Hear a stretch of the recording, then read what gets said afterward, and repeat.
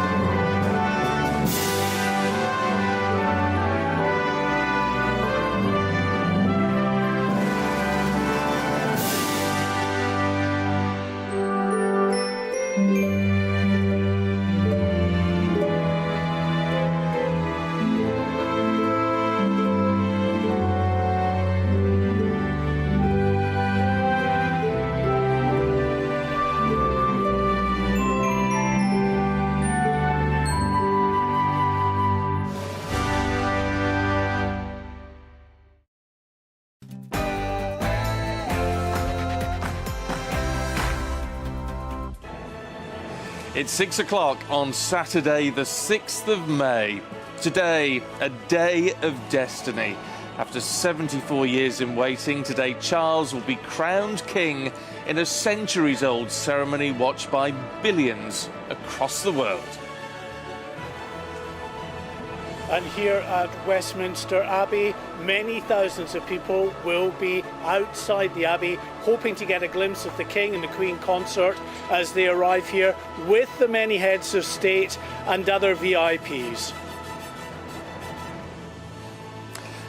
Bearing the weight of history, the hopes of a nation rest on Charles and Camilla's shoulders as the country comes together in celebration. Party at the Palace. The Prince and Princess of Wales join the King, Queen and world leaders in a glittering Buckingham Palace reception on Coronation Eve. Our reporters are around the country as the United Kingdom tune in to see the new monarch crowned. We're on the Mall, all the tents have been packed away and thousands of people are piling in to get ready for the coronation. But where is Harry? The Duke of Sussex will be visibly absent, according to reports, and could even be on a plane back to LA before the royals have even had lunch. A very good morning to you. I'm Stephen Dixon. And I'm Ellie Costello, and we are live from Buckingham Palace for this special edition of Breakfast on GB News on Coronation Day.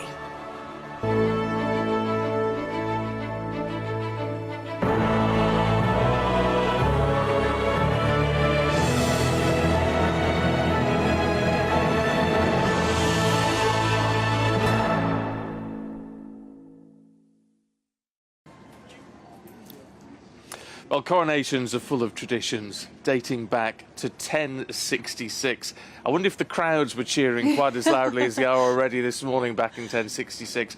But anyway, with all that history, all that tradition, the coronation of King Charles III will be no exception. But changes have been made since his mother, late Queen Elizabeth II's coronation in 1953, as our royal correspondent Cameron Walker reports. The coronation, a ceremony steeped in important customs dating back more than 1,000 years. Like his ancestors, King Charles's will be rooted in long-standing traditions and pageantry. It'll also reflect the King's role today and look towards the future, according to Buckingham Palace. It's expected to be on a smaller scale and shorter than the late Queen's in 1953, which lasted 3 hours. The service is also expected to be more inclusive of a multi-faith Britain. Overall, though, it will remain a Christian service. Following the historic ceremony, a newly crowned King and Queen will make their way back from Westminster Abbey via the tried and tested route of Parliament Square, along Whitehall, around Trafalgar Square, through Admiralty Arch, and down the Mall, back to Buckingham Palace. That's much shorter than the Elizabethan 5-mile return expedition through central London, which saw the 27-year-old monarch waving to crowds along Piccadilly, Oxford Street and Regent Street. The Grand Procession in 1953 took 2 hours and featured tens of thousands of military personnel. Only 6,000 will feature this time, but that's still the largest military ceremonial operation in a generation. Charles's shorter route is understood to have been chosen for practical reasons, with a preference for the familiar journey used on many other royal occasions. A larger procession would have also shut down much more of central London and would require a far greater police presence. The King and Queen will travel back in the Gold State coach, famously criticised by many monarchs for being uncomfortable. The leather suspension on the Gold State coach, however, has been replaced since 1953, so it's hoped the King can expect a much smoother ride home after a coronation service that he'll hope will run even smoother. Cameron Walker, GB News. Well, the coronation today is, of course, the first to take place in 70 years and is the third large-scale security operation in a year after last summer's Platinum Jubilee and, of course, the Queen's funeral. Well, hundreds of thousands of people are expected to gather in central London today. Our Home and Security editor, Mark White, is at Westminster Abbey, where the King's coronation will take place. And Mark, lots of VIP guests will be attending. This is going to be a huge security operation, isn't it? Yes, indeed. The Metropolitan Police Commissioner, Sir Mark Rowley, has now described this single-day policing operation, the day-to-day of the coronation, as the biggest policing operation in the history of the Metropolitan Police. So that gives you an idea of just what's involved here. 11,500 police officers will be supported by thousands of members of the military and thousands of private security guards who've been drafted in as well to help manage the crowds who are now starting to arrive in very significant numbers into central London. Now, we have from Buckingham Palace had some pictures released from inside the Abbey showing just how resplendent the Abbey itself is looking now, all decorated and ready to receive the King, the Queen consort and all of these VIP guests for this very special event. Now, we're told that in about an hour's time, the first of the guests will begin arriving here for the many security checks that will have to take place before they're given access to the Abbey. And then right about 9:30 this morning is when we expect the heads of state to arrive and other representatives of countries around the world. They'll be joined after that by former prime ministers from the United Kingdom and then foreign royal family members before the British royal family start arriving here ahead of the King and Queen consort, who are expected to arrive at the Abbey just before 11 o'clock this morning. As you say, Mark, lots of security for the VIPs, but actually this is a huge security operation just for the members of the public, isn't it? Oh, absolutely massive, yes. I'm sure exactly the same with you guys, but you know, I was up well before 4 a.m. this morning to get into town, and even then arriving here outside Westminster Abbey, lots and lots of people and lots of security and checks that we've had to go through the airport-style metal detectors and alike to get into these especially sensitive areas. But the fact is that there are just so many people who will line the route in the crowd.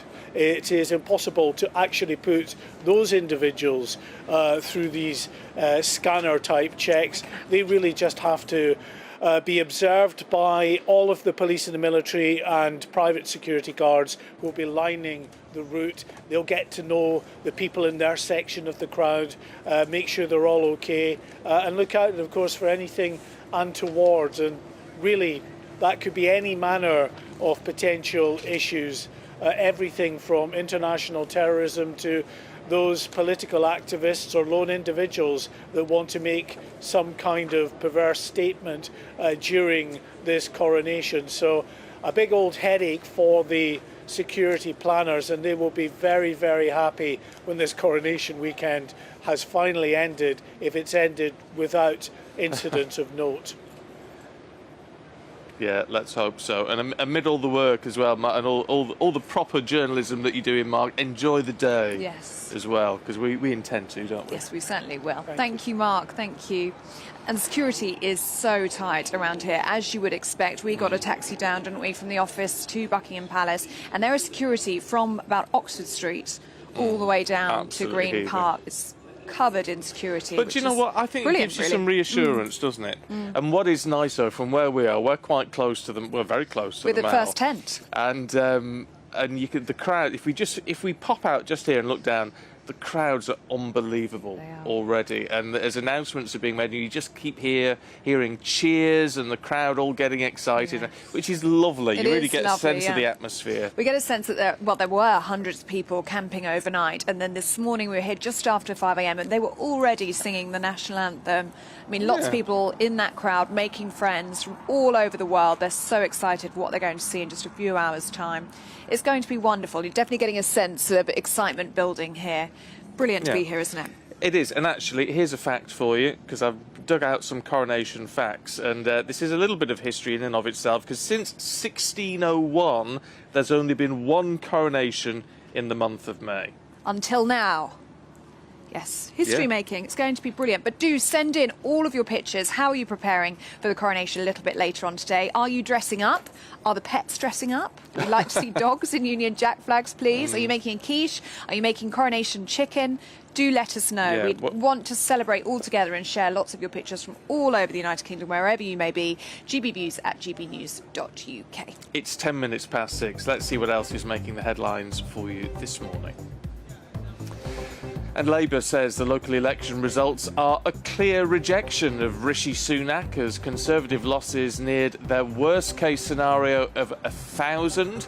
With almost all authorities having declared, Labour has gained 632 seats and seized 22 councils, whilst the Tories have lost 48 local authorities and 962 councillors. Transport for London are investigating after tube passengers were forced to climb out of smashed windows at Clapham Common Station last night amid a fire alert. A video posted on social media shows the aftermath of the damage as commuters evacuated the train. London Fire Brigade say they believe reports of smoke were caused by the train's brakes. And one UK ticket holder is set to claim £46.2 million after winning a share of the Euro Millions jackpot last night. 3 players, including one from France and one from Switzerland, matched the winning numbers to split the £138 million prize pot.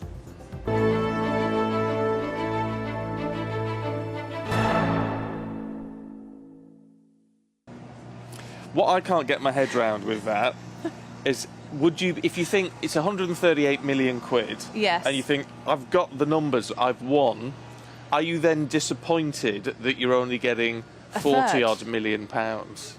You sort of think, oh no, I've not done as well as I thought. See, I'm not greedy. I think 40 million would do me just fine. Would it? You manage on that? I think even 10 I'd be happy with. Would you? What about you? Yeah, I wouldn't say no to 10 million, to be I fair. wouldn't sniff at it. I mean, even 1 would get you somewhere, wouldn't it? It would. Well, yes, it would. We're humble people, we are. Yes, we How much would I need to buy that behind the us? palace? Yeah. I don't know. A bit more than that, I think. A lot of money. Unfortunately. A lot of money. Let's go to our reporter Olivia Utley, who has been camping out on the Mall overnight with the hundreds of royal fans in St James's Park. Let's catch up with her now to see how the night went. It looks fantastic behind you, Olivia. How was your night? Good morning. It was an absolutely fantastic atmosphere here. The night was good fun. We managed to pitch ourselves next to the party tent accidentally, so that was interesting. Not much sleep, but really, really great atmosphere. There are already thousands and thousands of people here. It's such an excitable crowd. Every time the police vans and park maintenance vans come past, there are waves and waves and waves. Everyone's very excited. Woo! You excited about Coronation Day? Yeah, I hope so. Yeah, so it's a really great atmosphere. We're expecting the coach to come down here at 10:20, so it's still about over 4 hours. People have got their camping chairs. We have failed to bring camping chairs, so tired legs for us, but everyone is extremely excited and it's such a brilliant atmosphere.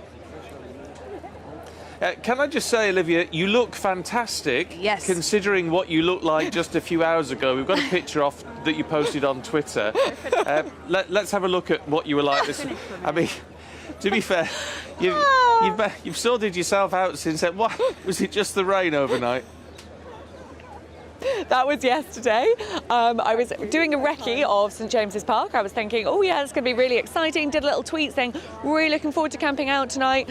And then on my way to the tube station, the heavens opened and I had no umbrella. So I have dried off since then and I'm feeling a lot more positive about the day. Now the rain that was forecast seems to have disappeared. And at the moment, the skies are looking pretty good. Oh, fingers crossed it stays that way. Thank you so much, Olivia. It looks brilliant down there. Soak up the atmosphere for us. Yeah, well, let's get some more of the atmosphere, should we, from our London reporter, Lisa Hartle, who's on the Mall for us. Morning, Lisa. I mean, it's quite a thing, isn't it, on the Mall? The fact that, I mean, as we saw from Olivia, so many thousands of people gathered already and really getting into the spirit of things. There are so many people, even as we're stood, the security are letting people through, the crowds through in dribs and drabs this way and then that way. I'd say it's about 30 people deep so far, and people have come from all over, so we'll just have a little chat to some of them now. So we've got Arlene, Harry and James. Hi guys, how are you feeling? Good morning, very excited. Go see the King. And James, you came all the way from Scotland especially for today, didn't you? Aye, I did, aye, magic. Why did you want to come down here for today? Because I'm a royalist. I love the Union, brilliant. And what are you guys all looking forward to seeing? Just everything really, and the atmosphere is going to be electric. And the flyover as well. Flyover, just the balcony. doing the history. Well, that's brilliant. Well, hope you all have a lovely day. Thank you, guys. And if we just go to a lady just here, we just met, and you're all the way from New Zealand. I am, yes.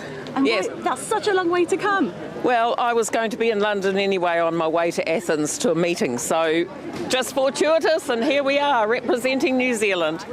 And what are you looking forward to the most about today? I'd really like to see the King, maybe on the balcony, because look at how many people there are. It's going to be difficult. If you go on your tiptoes, I reckon you'll see something. Toes, yes. Yeah, I reckon, or maybe get on your friend's shoulders. Yes. Why do you think there's so many people across the world that love the monarchy and want to be here today? They represent continuity and stability, basically. Some of them might have got out of line a bit, but basically they represent stability. Yes. Well, good luck getting on your tiptoes to see the King, hopefully. Thankfully. I'm just going to pop over here now to this family. Hi, guys. Sorry. First of all, I just want to congratulate you on your amazing facial art. Thank you. And how are you feeling today? I'm so excited. I hope I meet the King today and see him on the balcony. Well, you can certainly be giving him a wave, can't you, from here? If you ask your brother to go on the shoulders, maybe. Yeah. Yeah. And then wave your flag really, really wildly, and then maybe you'll catch his attention. Yeah. Yeah. Probably. Well, have an amazing time. Okay. Well, as I said, more and more crowds are piling in, so we'll try and get mingling more into the crowd and be with you again later. Lovely stuff, Lisa. Thanks very much indeed. Oh, it's just brilliant, isn't it? I love the lady from New Zealand saying, well, it's all about continuity, and it is. I think there is that. It brings us stability, doesn't it? Which is quite nice. What does strike you when you go down the Mall is the number of people who've come from all over the world, especially the USA, it must be said. Loads of American flags down there. They want to be a part of this. It's not even their royal family, but they love it. They can't get enough. And it makes you proud. It makes you proud. It does make you proud. It's the envy of the world to many, little many bit of people. history. Let's take you to Waterloo, should we? Where, oh, look at that. Oh, wow. Look at that. These are live pictures coming in from Waterloo Station. So do you know which regiment this is? I want to put you on the spot. I don't, to be fair, without my my military guide to assist me. You know who that is. But I mean, just look at that. I mean, it's such a beautiful image of all the bear skins and the red uniforms. If you're listening on the radio, it's quite a sight streaming out from platform 15. Quite where they've come from. I don't. They may have come from Windsor. Windsor Barracks, maybe, yes. All getting a train in. I bet that was a sight. There have been some incredible videos and pictures on social media this week of our armed forces taking the train and public transport to come to London, and it's been going viral for all of these reasons. It just looks spectacular, doesn't it? And talking of pride, doesn't that make you feel proud? Oh, it They just look certainly so does. smart, and they're going to do a wonderful job today. And I love the fact they weren't forced to queue up at the ticket barriers. So each put their ticket through. That's quite nice, isn't it? That's good, isn't it? But it's just that thing. And I think when we see the parade today and everyone in their pristine uniforms and just behaving impeccably and so in time and all the rest of it, it will be a sight to behold. And what an honour it's for them lovely. as well in their Oh, yeah. careers to be here on the coronation of King Charles III. I mean, they'll be telling their children about this and their grandchildren about it, as will all of the people that are along the Mall. That's why they're here, to soak up this moment in history, and it is going to be absolutely magnificent today. All those people that we've interviewed over the years, and you say, oh, and they were at the coronation of the Queen. And it's that a big thing, isn't Yes. it? So you've interviewed someone who's at the coronation. Well, we're at the coronation of the King. We're forming part of that history, and hopefully you're joining us and being part of that history as well. And it's just a lovely thing to do. I mean, isn't it? for many people, this is the first coronation they have ever seen. It's been 70 years since the last one. For many people, it could be The last. once in a lifetime Oh, yeah. event. Yeah, So yeah. let's soak it up and soak up the history. I think even if you're not a royalist today, you can enjoy the pomp and you can enjoy the pageantry and you can enjoy what you're about to see, because it is Yeah. going to be absolutely brilliant today, and the best of British. It is the best of British. When you are watching and listening to Breakfast live from Buckingham Palace on this momentous day. Up next, where could Prince Harry actually fit into today's ceremony? We'll have all the details for you next. This is Breakfast on GB News, live from Buckingham Palace on Coronation Day.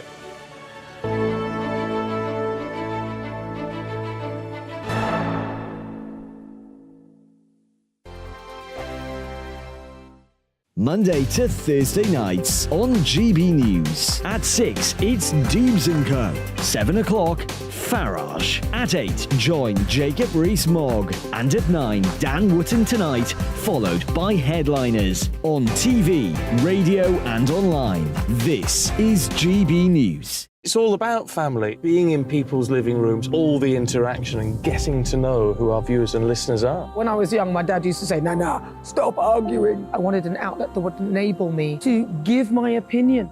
People are going through a really hard time right now, and I know that you don't feel like you're being listened to by the establishment. I came to GB News because it's the People's Channel, and I want the audience to have their say on the events of the day. We're dynamic. We do something different. Democracy shows that the wisdom of the nation is in its people. I get to travel to find out what the story is from a personal perspective. The British people aren't fools. We know when we're not being told the full story. We've got to work out how Britain moves forward from this. It's the best country in the world. The establishment had their chance. Now we're here to represent your views. Britain's watching. Britain's watching. Britain's watching. We're proud to be GB News. The People's Channel. Britain's news channel.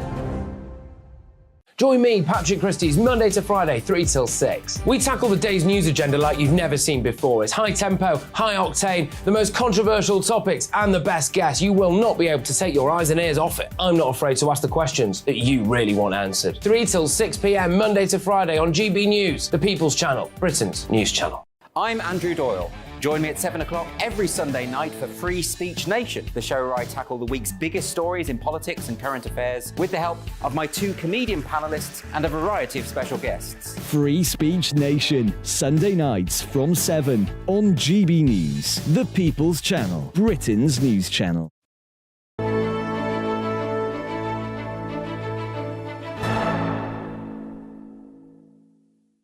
Welcome back. The time is 6:22. You are watching and listening to Breakfast with Stephen and Ellie live from Buckingham Palace on Coronation Day. And doesn't it just look beautiful behind us if you're watching on the television? The sun has come up behind Buckingham Palace.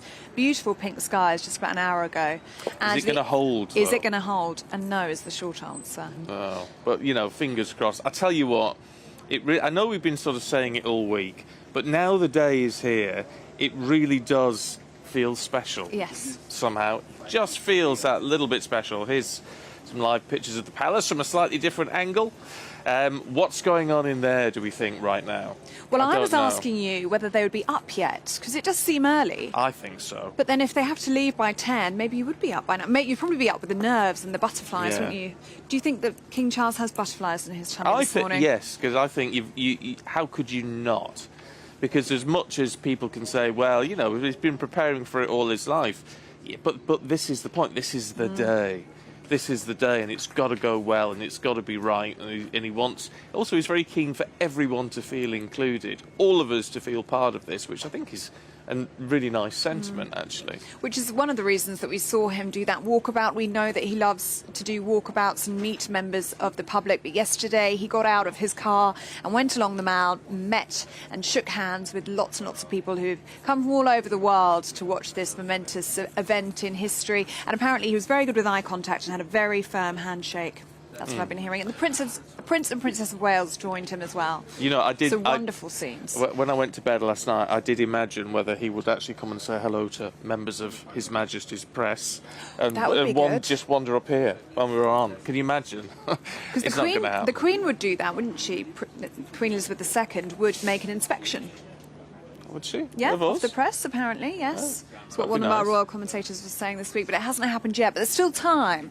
Still he could time. decide to pop over here after having his boiled egg or whatever he's having this Be morning. very welcome. He'd be very, very He would. welcome. But I say it's about inclusion, about everyone feeling part of this, and not just people here in the UK, but people from across the world as well have travelled to London to celebrate the coronation of King Charles. Well, others have used the opportunity to mark the coronation using their unique talents. Our national reporter, Theo Giacomba, has been speaking to some of them. From midnight horseback rehearsals to thousands of visitors outside Buckingham Palace, many have been eagerly anticipating today's event throughout the week, including some of these royal superfans who have camped along the Mall this week. I want to get a nice position on the Mall and put my Welsh flags up, and it's going to be Prince Charles is going to make it a musical event, and we've got the Welsh harpists. This year I've got really posh and I've got a roll mat and a new sleeping bag. I've gone upmarket. It is my 70th birthday this year, so I decided to treat myself.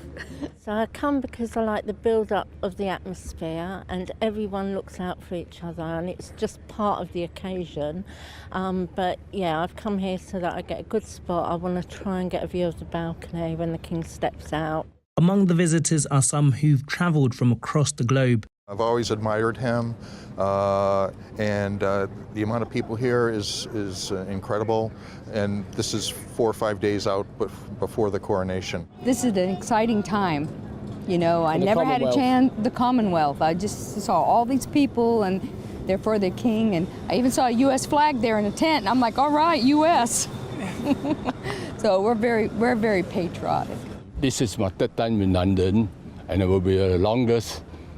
In 2010, I also stayed about almost 1 month in London, but I flew off to other part of Europe. Away from the Mall, an artist from East London is marking the coronation with this painting. The painting I have done is one of the extensions for my current project about how we deal with grief.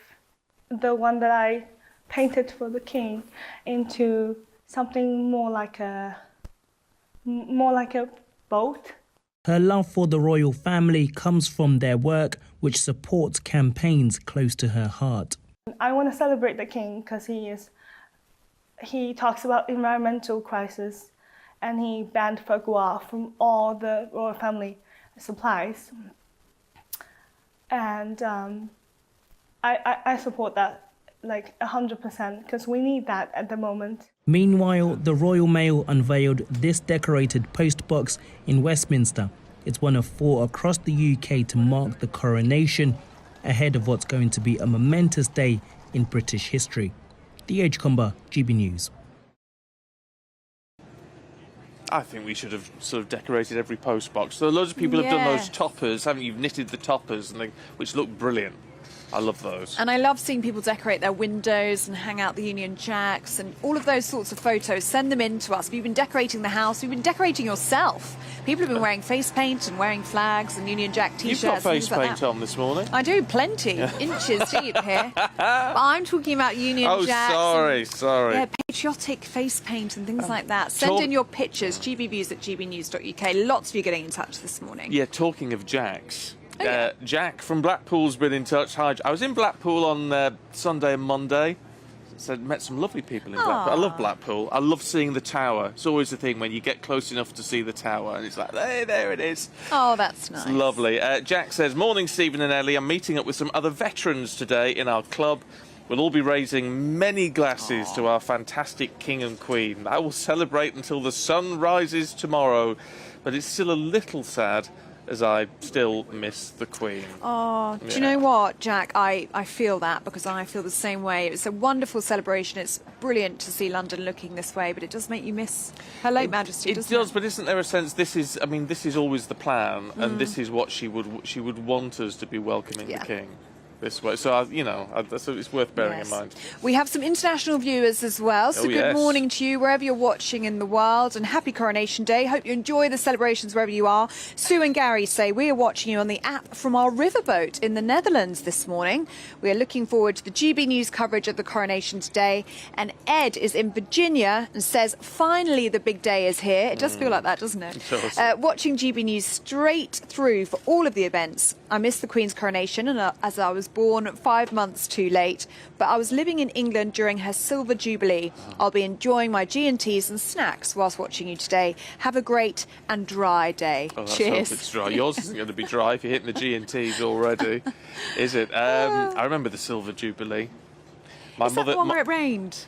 No, it didn't rain. No, it didn't rain for us. But I was dressed in a bath towel with a soap on a rope around my neck.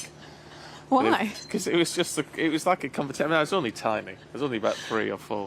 But yes, there you go. So you're wrapped in toweling. Humiliation. By my mother. Well, you look very loved it. smart today. Oh, Catherine says you're looking immaculate as always. thank you. She loves the tie and the 3-piece suit, and she says that she likes me in purple as well. Yeah. Well, I must say this is the first time that we have communicated about our outfits. It is. We decided to coordinate. Royal purple today, because why not? Why not? So there you go. Look, keep your thoughts coming through. It's wonderful to hear from you today. gbviews@gbnews.uk. Of course, you are watching and listening to Breakfast, a very special coronation breakfast here on GB News, live from Buckingham Palace. Plenty more still to come, including why Seamus, the Irish wolfhound, will be the star of the show today, some might say. Kevin Schofield and Cindy Yu are talking us through today's papers. That's next.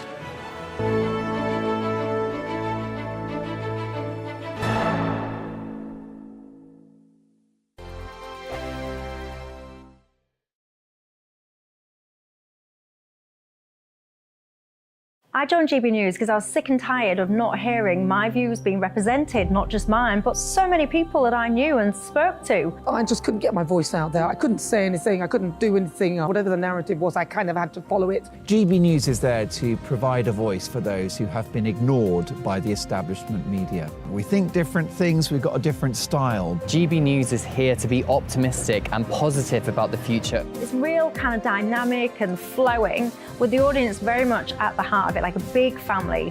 Here at GB News, we talk about the things that matter to you. Hearing the voices from right across our towns and cities, especially our towns. All sides of the argument represented with a heavy dose of opinion.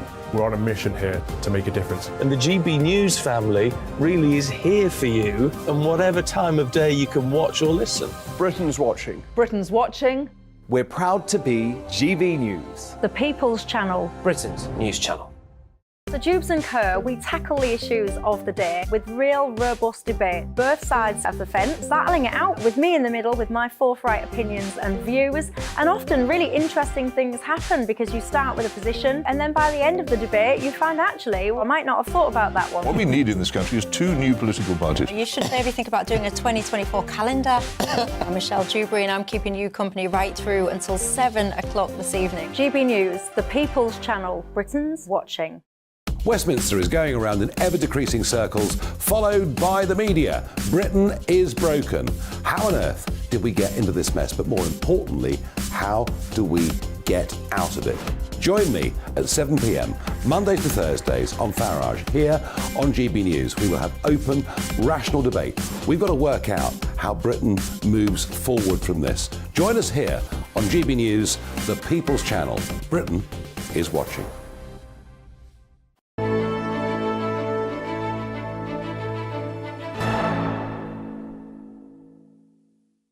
Welcome back. You are watching and listening to Breakfast with Stephen and Ellie live from Buckingham Palace on Coronation Day. Yes, so it's all about marking this. And I'll tell you what's interesting about big events like this. The papers always try to make them sort of souvenir editions, don't they? Things that you will want to keep. So let's see what they've done this time round. Let's kick off with the Daily Mail, should we, and see what they've done for us. What interesting, I don't know. This is a picture of 20-year-old Charles when he became Prince of Wales back in 1969. They call it his Day of Destiny today. Now, I don't know if I'd have gone with that. No. I think I would have gone with something a bit more modern. Yes, or something, you know, a good profile shot of his face now, I think you'd go with. The Express features the 700-year-old coronation chair where King Charles will be crowned. That's something totally different, though, isn't Can it? I just give you a fact about the coronation Yes, chair? please do. Oh, but the picture's gone. We might be able to bring it back. Now, where are we? We've Here got we a go. long list. Queen Elizabeth II was not the only person who occupied the coronation chair on her coronation day. On the morning of the coronation, a black cat called Matins was sleeping in the chair in Westminster Abbey. So there you Trust go. a cat. I like that one. A cheeky cat. I thought you'd like that one. The Sun focuses on his and hers crowns for Charles and the soon-to-be Queen Camilla. Yeah, which is nice, I think. The Mirror says Charles will not only wear the crown, he will also bear the weight of history and the hopes of a nation. See, I really like that as a headline. I think that really captures the weight of today. It's the weight of the crown and also the weight of history, really, on his shoulders. Oh, yeah. Proper history books time, all this. It really is. Let's see what our guests make of it all this morning. Today, we're joined by Kevin Schofield and Cindy Yu. Really good to see you both this morning on this coronation day. Kevin, let's start with the eyes, should we? I've done a poll to mark the day in which they've found that there is still a slim majority in favour of the monarchy. 52% of people are in favour of the royal family, but 23% aren't. But what I think what's most interesting is that support for the monarchy has slipped a bit since the Queen died. Around about 25% of people say they've become less supportive of the royal family since Charles became king, effectively. And there's also very interesting a generational divide. Strong support for the monarchy among over 65s, but in the 18 to 24 age bracket, support nowhere near as high. So the I interpret in this is that the king has got a challenge on his hands. Basically, after today, he now has to work at increasing support amongst the public for the entire institution of the royal family. I don't know if I agree with that, you know, in the sense that there's bound to be a bit of a people don't like change, and obviously losing the Queen was sort of traumatic for the nation, if you like. But it all evolves, doesn't it, Kevin? This is all an evolution, and some people need a bit more time to get used to it all. Yeah, I mean, opinion isn't static, you're right. I mean, people, and I think a lot of those younger people in that age group, probably as they get older, they'll probably move into the pro-monarchy category, because people's views obviously change as they get older. And you're right, I think a lot of people were big fans of the Queen, you know, maybe not so much of the royal family as a whole, but of the Queen herself. People liked her. She'd been the Queen for most of us in our entire lives. So I think it was inevitable, really, that once the Queen departed, that probably overall support would slip slightly. But I mean, I don't think it's anything for the royal family to get overly concerned about. But it is interesting, I think, one to keep an eye on over time, whether it is a permanent shift in public opinion. I mean, Cindy, we've been talking about the weight of history on King Charles III's shoulders today, but he will feel this weight of the future of the monarchy on his shoulders as well. He will be aware of public perception and keeping them on side and keeping them supporting the royal family. Do you think he should do what his late mother did, which was almost the moment that crown was put on her head, she went on that Commonwealth tour around the world? Yes, I think that would be a good idea, or even just around the country as well. I mean, I think what's interesting is that this week, with this whole row about whether or not the country should be declaring allegiance to the king, which the king is now saying that he doesn't want that anymore. A lot of the things that I was hearing was saying, well, you know, the Queen wouldn't have asked for this. The Queen would have pledged allegiance to us, you know, directly comparing Charles to his late mother. And so he does have very, very big shoes to fill. And I think not everyone is automatically convinced.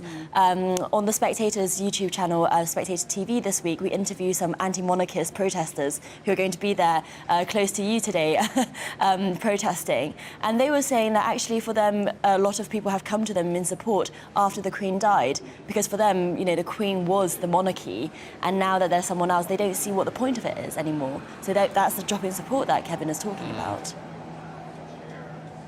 Yeah, it's interesting. Mind you, they might get a bit more support because we're all animal lovers, and we'll all enjoy seeing Seamus today, won't we? This is in the Star, Cindy. Yeah, I'm very much enjoying seeing Seamus here. I mean, you had a lovely picture of him up as well. Irish Wolfhound, which is the mascot of the Irish Guard, so it'll be part of the processions today.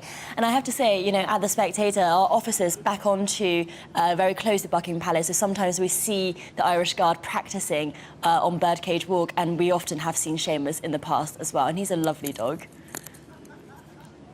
Yeah. Mind you, it also goes on to say, doesn't it, in the Star, that we're going to drink 130 million pints of beer this weekend, which sounds very British to me. Yeah, it does.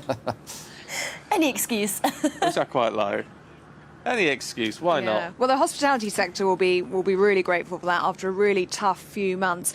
Kevin, let's go to something totally different now in The Guardian. We have to talk about the local elections. A crushing result for the Tories they've gone with. Yeah, I mean, it's very interesting. I mean, ordinarily, a result like yesterday for the Conservatives would have been splashed across every front page going. So I think the royal family have done Rishi Sunak a massive favour, actually, by having the coronation today, because in a way, I mean, the Guardian are pretty much an exception. They've still got it on the front page, but a lot of papers, it's deep inside the paper that actually what happened yesterday. And it was a hugely significant day, really. I mean, the Conservatives had been telling us before the election that, you know, they were pointing us towards this prediction of 1,000 seats, but thinking there's no chance, it's called expectation management, there's absolutely no chance they'll lose as many as that. In actual fact, they lost just over 1,000. It was the worst possible scenario from a Conservative Party point of view, and it's fascinating, really. That's 6 months now Rishi Sunak has been Prime Minister. He's had time to bed in. We were being told that the polls have narrowed, that there's been a bit of a Rishi Sunak bounce. Precious little, actually zero evidence for that yesterday. Now, the flip side, the one sort of hope that the Tories can cling to is that Labour didn't massively capitalise on it. The anti-Tory vote was split. I mean, Labour were the largest opposition party, but the Lib Dems had a very good night. The Green Party had a very good night as well, but there's no doubt that with probably 18 months to go to the next general election, Rishi Sunak has really got his work cut out to try and turn things around for the Conservatives. Cindy, the Financial Times is covering this as well. Doesn't it make you a bit fed up of politicians, though, with all of this? I mean, the Tories have said, oh, well, it wasn't, it's disappointing, but, this is just the way it goes. The Labour Party, Keir Starmer said, oh, we've got enough to win a general election now, even though the experts say that isn't the case. And the Lib Dems have come out, Ed Davey, and saying, oh, the Lib Dems are the clear winners of the local elections. I mean, you can't believe any of them, can you? No, I think some of it is for party loyalists and domestic consumption, as it were. I mean, we are getting into election footing now. This is the last time and the biggest time before the actual national election next year, where we'll really see what voting intentions are outside of polling context. And I think you know, the Conservatives, I mean, to some extent, we have been able to see through expectation management. As Kevin said, you know, this Conservative idea that they would lose 1,000 seats that was put out last week, everyone said, you know, that's obviously expectation management. Well, actually, that is what happened, and you can see how disappointed they were, so that they themselves knew what was just expectation management and what was actually to be expected, and they did worse than they expected. But I think Kevin's point about whether or not actually Labour would win an outright majority on a national level is a really important one. It's looking like if these results are replicated, they'll need the Lib Dems in a coalition as well. So that throws open, I think, a lot of different possibilities. What do you think these results were down to, Kevin? I mean, there's Labour talking this morning saying it's rejection of Rishi Sunak. We had Conservative councillors yesterday blaming the goings-on in Westminster to what we saw happening locally. Or is this just midterm blues? I think it's a bit worse than midterm blues. I did speak to one Conservative candidate actually who lost their seat, and they were saying that they were blaming the National Party for it. They were saying that things like culture war issues that you've seen a lot of senior Conservatives pushing, that just did not register on the doorsteps. People wanted their potholes fixed, for instance, and they think the Conservatives have been in power for 13 years. They look around, things don't seem any better. If anything, things are a lot worse. So they wanted to really give the government a kicking. And I think that's the one thing that Rishi Sunak can't run away from, is the fact that the Tories have been in power for a very long time, and people it's just the way of the world. People get fed up of the same party being in power, and they decide that they want a change. Now, the question is, though, how convinced are they by the Labour Party? And as Cindy says, at the moment, it looks as though the Labour Party would probably fall just a little bit short of an overall majority and would need support from the Liberal Democrats, maybe other minority parties, to prop up potentially a minority Labour government. So that's what makes it so interesting. But yeah, as I said earlier, Rishi Sunak really got his work cut out now. Yeah, he has. I'll tell you what, can we have a look at the Mail, Cindy? Where the WHO, the World Health Organization, said COVID-19 is no longer a global emergency. Yep, so yesterday the Director General, Tedros Ghebreyesus, said that actually he would be recommended that the COVID is not declared a public health emergency anymore. And what we're looking at the moment is that the death rate peaked at 100,000 people per week. This is globally in January 2021. And in the last week of April, it was only 3,500 people who died globally from COVID. So I think what we're seeing now is that it's become endemic to the world. It's just one of those viruses we're going to have to live with for the rest of probably humanity's future. And actually that a lot of people have had immunity or have not. Those who haven't had immunity have got it and unfortunately passed away. So the worst of it is over. And I think, this is again one of those stories where if the coronation was not a massive story today, it is quite a moment to mark that 3 years of this, 3.5 years now of this thing, and we're finally deciding that it's not emergency status anymore. Well, thank heavens for Yeah, that. I mean, it is a relief, isn't it, Kevin? In the depths of 2020 and 2021, you almost felt like you'd never see this day. Absolutely, I remember it very well. I mean, it obviously the first pandemic in 100 years. We didn't know really what to expect, what was going to come next, and every day seemed to be worse than the day before. Lockdowns, people dying, hospitals filling up. It was a nightmare, basically. So it's great that we've finally got to this point, and it's amazing, really, when you look around now. It's almost like it never happened. In London, you're on the tube in the morning, it's very busy.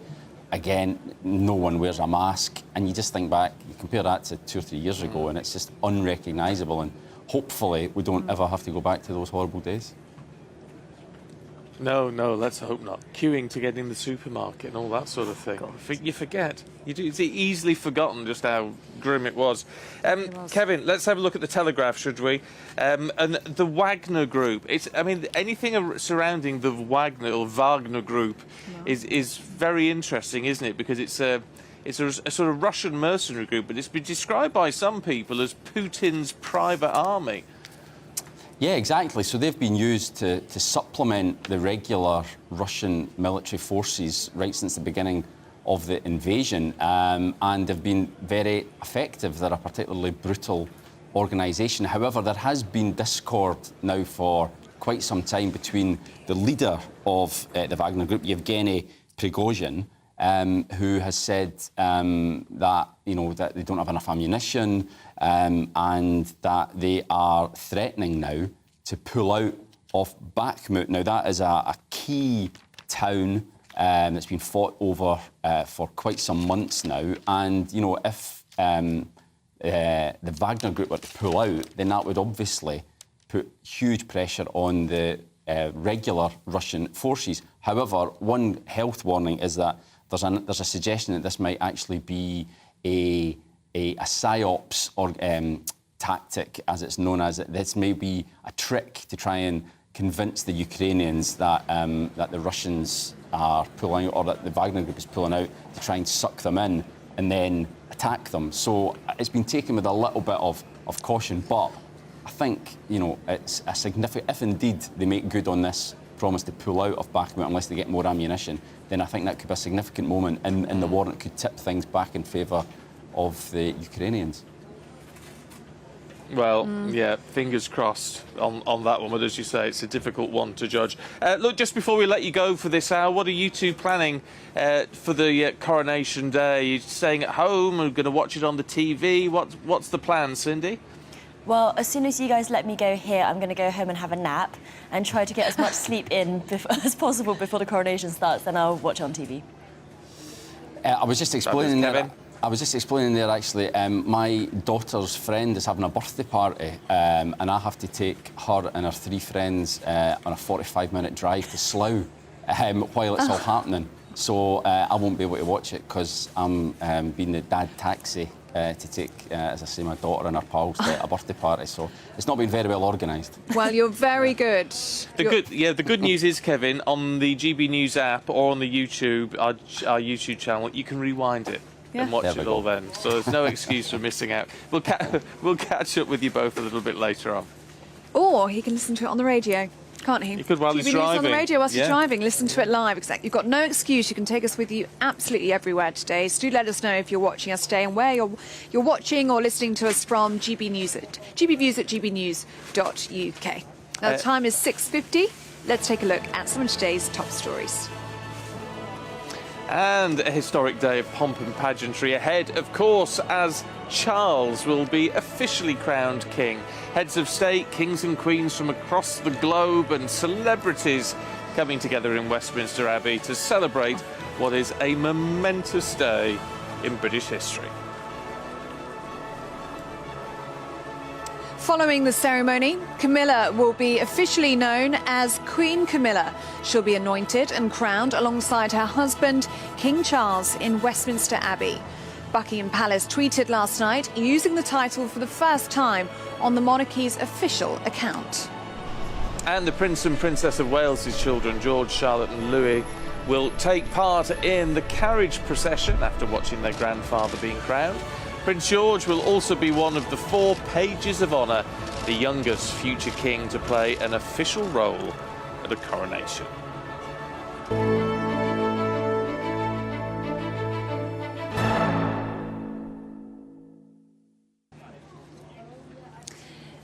Now, many of you have been getting in touch with us with pictures of how you are preparing to celebrate a little bit later on this morning. Yes, Teresa, morning to you, sent a picture of Simba, who is ready for the coronation and has been practising his royal wave, apparently. Oh, bless. That is the most incredible photo. That is brilliant. Is he a bulldog or a... I don't know, I'm not very good on dog breeds. He's but anyway, something lovely. But dressed up and waving like that is just unbelievable. Fabulous. He looks like he's saying the Pledge of Allegiance. He does. Doesn't he? With his paw up. He's a very good boy. Susan in Battersea has sent us a picture of her dog, Rudolph, great name. And he is ready in his Union Jack harness. And she is wishing everyone a happy day.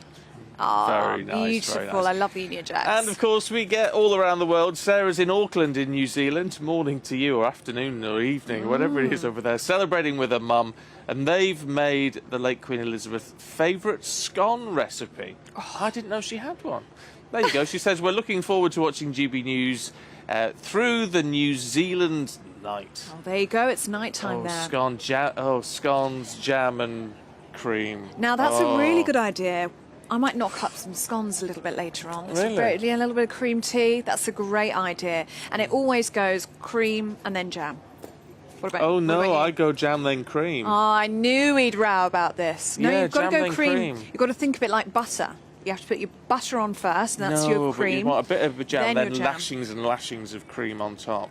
No, you've got that the wrong way No, round. I don't think so. But anyway, that's what I'm going to be having this afternoon. Let us know how you're going to be celebrating. GB Views at gbnews.uk. Lots of you getting in touch. Julie says, happy Coronation Day, Ellie and Stephen. Thank you so much for covering the event so well. Wish you both the best day. Love, Julie. You know, Julie, thanks for that. And we say it all the time. We've said it a lot in the last year because we've had a lot of royal events to cover. But it's an honour and a privilege to be part of something like this and to be able to share this day with you. I think that's a real privilege in this job, to be able to sort of bring this to you, because it is history. It's history in the making. It's a celebration. It's the best of British. And we can bring it into your homes and cars and all the rest of it. And what a privilege that is for us. So it's our joy, isn't it? Well said. And it's pride for us as well. I mean, we were talking about the armed forces earlier. I think we're going to see some live pictures now of them coming through Waterloo. I mean, talking of pride, they're our national pride, aren't they? They just look so smart. And they've been rehearsing so hard over the past few days and weeks, sometimes in the early hours of the morning in central London. And they're going to do such a good job today. We just know it.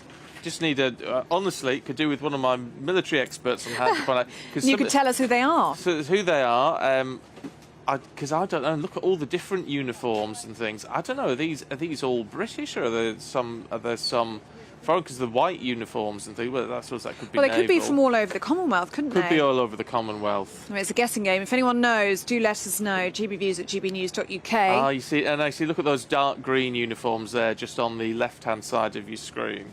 That's not a British colour. I wonder if these are Commonwealth troops coming in, which is lovely because that is part of what you want, isn't it? You want, all members of the Commonwealth to be joining in with this. There's some musicians Scots, coming don't through. they? Scots Guard, maybe? Something like that, yeah. It's wonderful to see, isn't it? You can hear drums and cheering on the Mall. You might be able to make that out behind us. The crowd is getting so excited now. Just a few hours to go until they see King Charles III pass by them. Many of them have been here for sometimes 8 or 9 days. Yeah, it's fabulous stuff. And we'll bring you every second of that build-up to the coronation right here on Coronation Breakfast on GB News, live from Buckingham Palace. Coming up, we'll have more build-up to the main event today, the coronation of King Charles.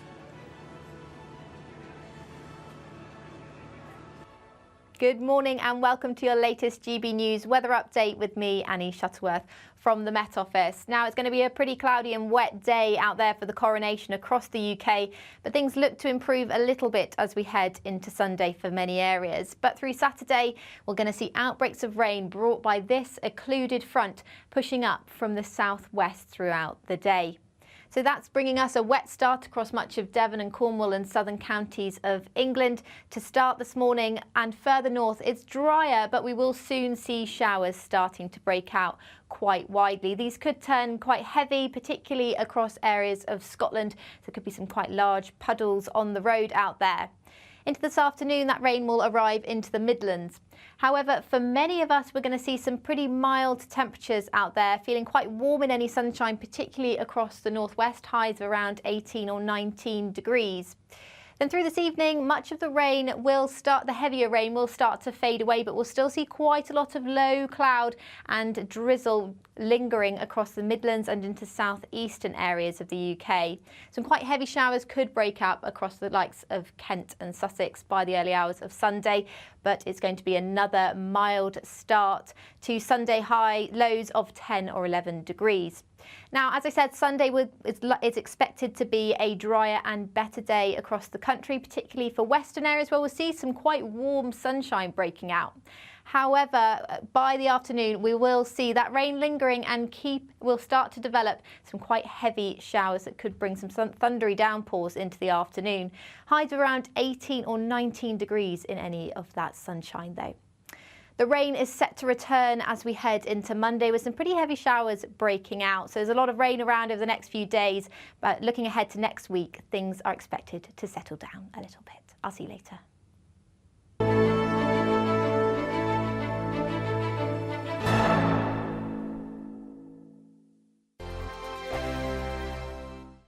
First and foremost, I am a GB News fan, and I was before I was working here. Just love the fact that we're asking the questions that a lot of establishment media won't ask. With a bit of a twist, we not only want to inform you, but we want to keep you entertained. It's worth the drive because you get in and the team's all ready and waiting, they're itching to go, and it's a proper little family. GB News is the People's Channel. It's the audience that makes the programme sing. We're giving our viewers and our listeners a voice. I see the thousands of your letters, tweets, emails, you name it, coming in. Britain is broken. How on earth did we get into this mess? But more importantly, how do we get out of it? The establishment had their chance. Now we're here to represent you. It's time for something different. It's time for GB News. I'm very patriotic. I believe in Britain. Our best days lie ahead. Britain's watching. Britain's watching. Join us here on GB News. The People's Channel. Britain's news channel.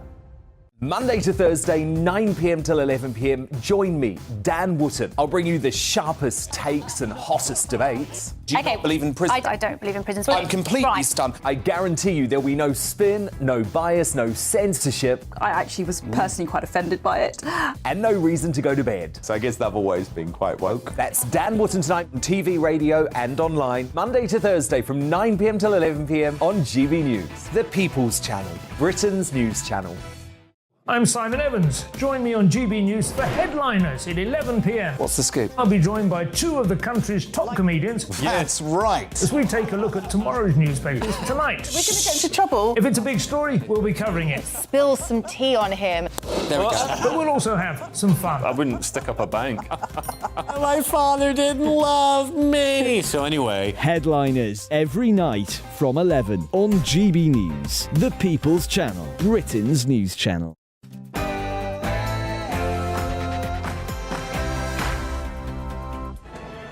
Very good morning. It's 7 o'clock. It's Saturday, the 6th of May. Today, a day of destiny. After 74 years in waiting, today Charles will be crowned king in a centuries-old ceremony watched by billions across the world. And here at Westminster Abbey, many thousands of people will be gathered around the Abbey itself, hoping to get a look at the Queen and the King as they arrive alongside many other VIPs. In fact, the guests are already starting to arrive ahead of the ceremony at 11 o'clock this morning. Bearing the weight of history, the hopes of a nation rest on Charles and Camilla's shoulders as the country comes together in celebration.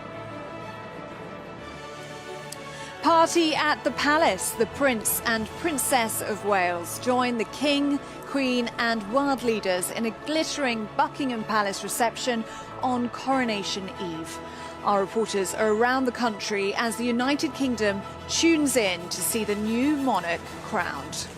It's so early here, but thousands of people have already gathered and the atmosphere is amazing. But where is Harry? The Duke of Sussex will be visibly absent, according to reports, and could even be back on a plane to LA before the royals have even had lunch. This is Coronation Day. I'm Stephen Dixon. And I'm Ellie Costello, and we are live from Buckingham Palace for this special edition of Breakfast on GB News.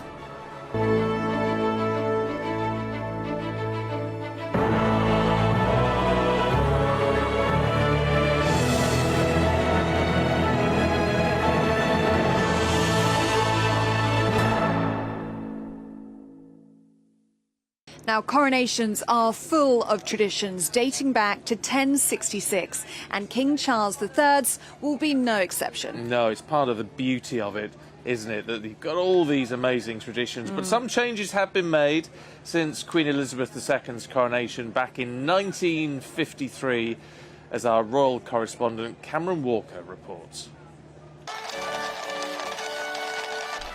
The coronation, a ceremony steeped in important customs dating back more than 1,000 years.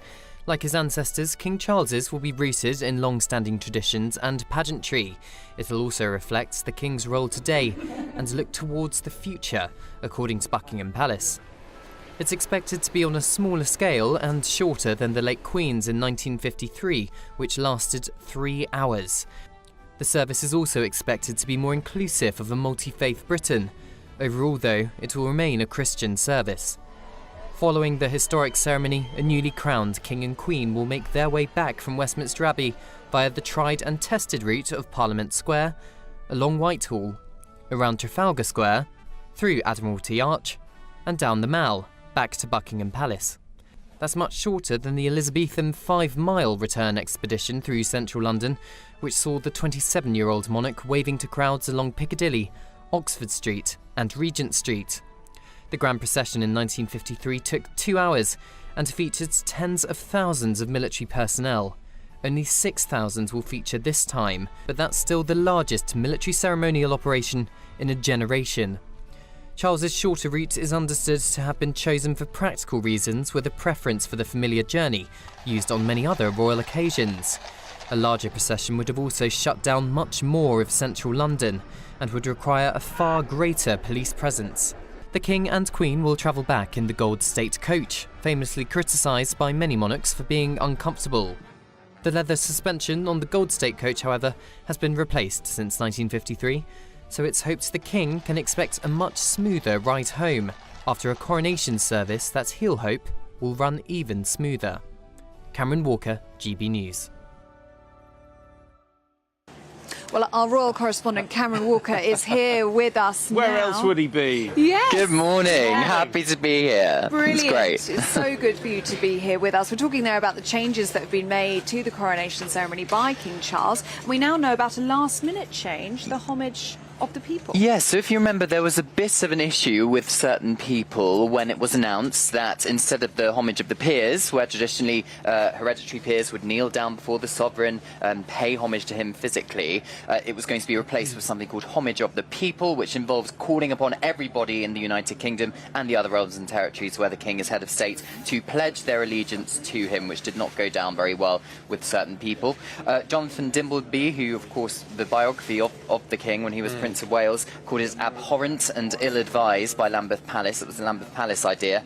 Now, if you look at the order of service, which has been released in the last few hours, they've actually changed that. So instead of the Archbishop calling upon everybody to swear their allegiance to the king, he's going to invite people to do so. So clearly they've had a bit of a change of heart. It's a very small change, but I guess it's enough to keep some people happy. I think so. I mean, the guidance we were getting was this very much was always an invitation. It was never a demand by the Archbishop of Canterbury or the Church of England or indeed the king to swear their allegiance to him. It's very much if people in the country choose to do so, if they wish, they can do. But of course you don't have to.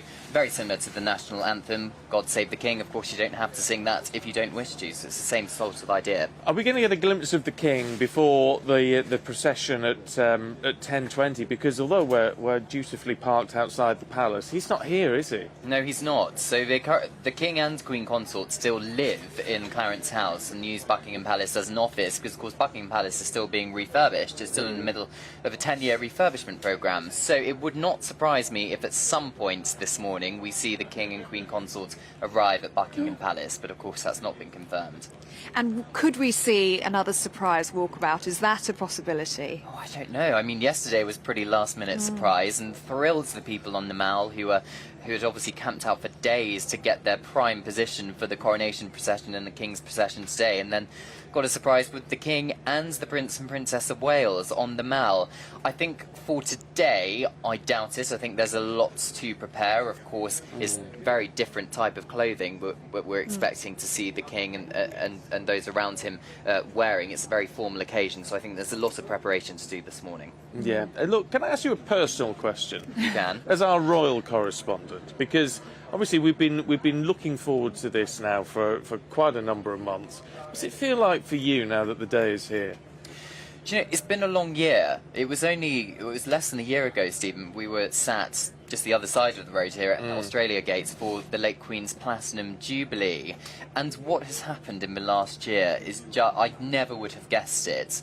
But I think coming now to the start of this new reign, it really is the dawn of the new type of monarchy, I think, under King Charles. I think it's celebratory and a sense of optimism I'm getting from the people on the streets of central London here today. So I think many people would perhaps want that to continue. Oh, absolutely, yes. Can we have a little chat about last night? Because there's some wonderful pictures coming out of that diplomatic reception, especially Princess of Wales looking really beautiful in blue. When does she not? When does she not, exactly? Yes, if you notice, she's worn red, white and blue in the 3 engagements she has done this week, so clearly a nod to the British flag. But yes, the big diplomatic reception the King and Queen Consort hosted, the 100 or so heads of state who have come here to London for the coronation, and the 213 countries on the diplomatic level which have been invited to the coronation. So we have the King, Queen Consort and other working members of the royal family, including the Prince and Princess of Wales. And interestingly, there was a bit of a bash at a London Mayfair club last night involving Princess Anne, Princess Royal, Vice Admiral Tim Lawrence, her husband, Eugenie and Beatrice, their 2 husbands as well. Prince Andrew was also there, the Duke and Duchess of Edinburgh, their 2 children as well, Lady Louise and the Earl of Wessex too. So clearly there was a bit of a party atmosphere going on with the royals as well as the people camped out on the Mall. Oh, that's quite nice. But it's quite nice in a way, isn't it? The sort of enjoying it as a family occasion as much as a national occasion. Yeah, it was. And obviously we know that Prince Andrew is no longer a working member of the royal family, but we've always been led to believe that he's still part of the family in a personal capacity and can join these occasions personally, privately, out of the public eye. But I doubt we will see him on the balcony and he definitely doesn't have an official role at the coronation service today. Which is more than we can say about Harry. Yes. So the Mail is reporting that he landed yesterday morning into Heathrow at 11:23 on an American Airlines plane. So despite the reports that he was going to be flying in on a private jet, that, it looks like, did not happen. So we believe he spent the night at Frogmore Cottage, probably the last time he's going to do so, because they're essentially being evicted from Frogmore Cottage, Meghan and Harry. And, of course, again, we're led to believe, we understand that Prince Harry's going to very quickly fly back to the United States to spend time with his son Archie on his 4th birthday. He won't be at the private lunch for members of the royal family. He won't be on the balcony, as we understand it. He's just going to be there for the coronation service itself and then go back to America again. And we're just looking at these pictures from Waterloo Station, which seems to be the hub for all these members of the armed forces to come through.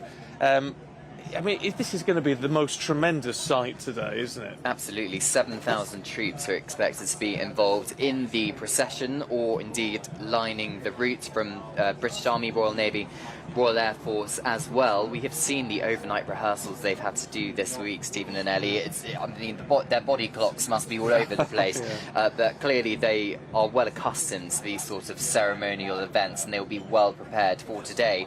But interestingly, as you heard in my report there, you compare it to 1953 and it's a fraction of the amount of troops on parade, as it were.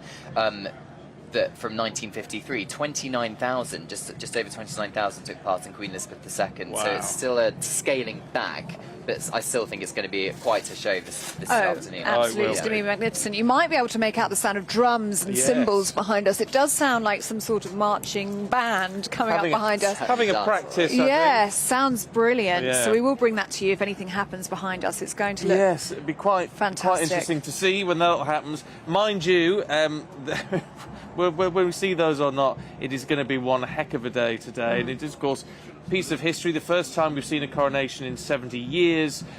And it is the 3rd large-scale security operation in a year after last summer's Platinum Jubilee, as Cameron was talking about, and, of course, the Queen's funeral. Well, hundreds of thousands of people are expected to gather in central London today. Our Home and Security editor, Mark White, is outside Westminster Abbey for us now, where the King's coronation will take place a little bit later on this morning. And Mark, lots of VIP guests will be attending, many heads of state. It's going to be a huge security operation, isn't it? Yes, I mean, the Commissioner of the Metropolitan Police has described this as the biggest single-day security operation that the Metropolitan Police has ever mounted. So it gives you an indication of the challenge that they are facing. And they are joined by thousands of members of the military. An update really on the figures that you were getting there from Cameron. The Ministry of Defence telling us that 9,000 members of the military will be involved in the operation today. The ceremonial, of course, 4,000 will be following and also leading the gold state coach as it leaves Westminster Abbey for that procession back to Buckingham Palace, but thousands more not just lining the route along with those police officers and private security personnel, but they're involved in other activities behind the scenes. A lot of those activities, of course, are security related. Others are further back in the logistical chain, but very, very important to ensure that today goes off without a hitch. And you were talking about people arriving here at Westminster Abbey. Well, just in the last few minutes, we saw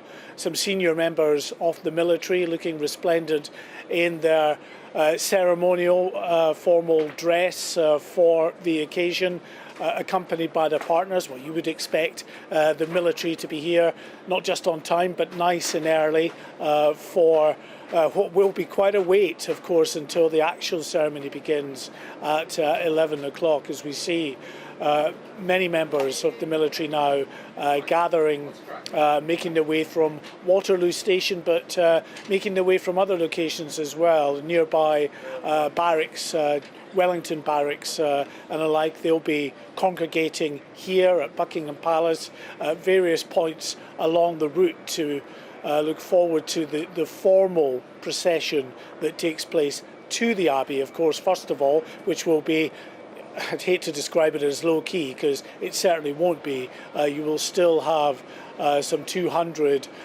mounted military personnel from the King's Guard, from the Household Division, who will be accompanying the Diamond Jubilee coach as it makes its way here to Westminster Abbey. But it really is that procession back once the service has taken place. It will be absolutely spectacular.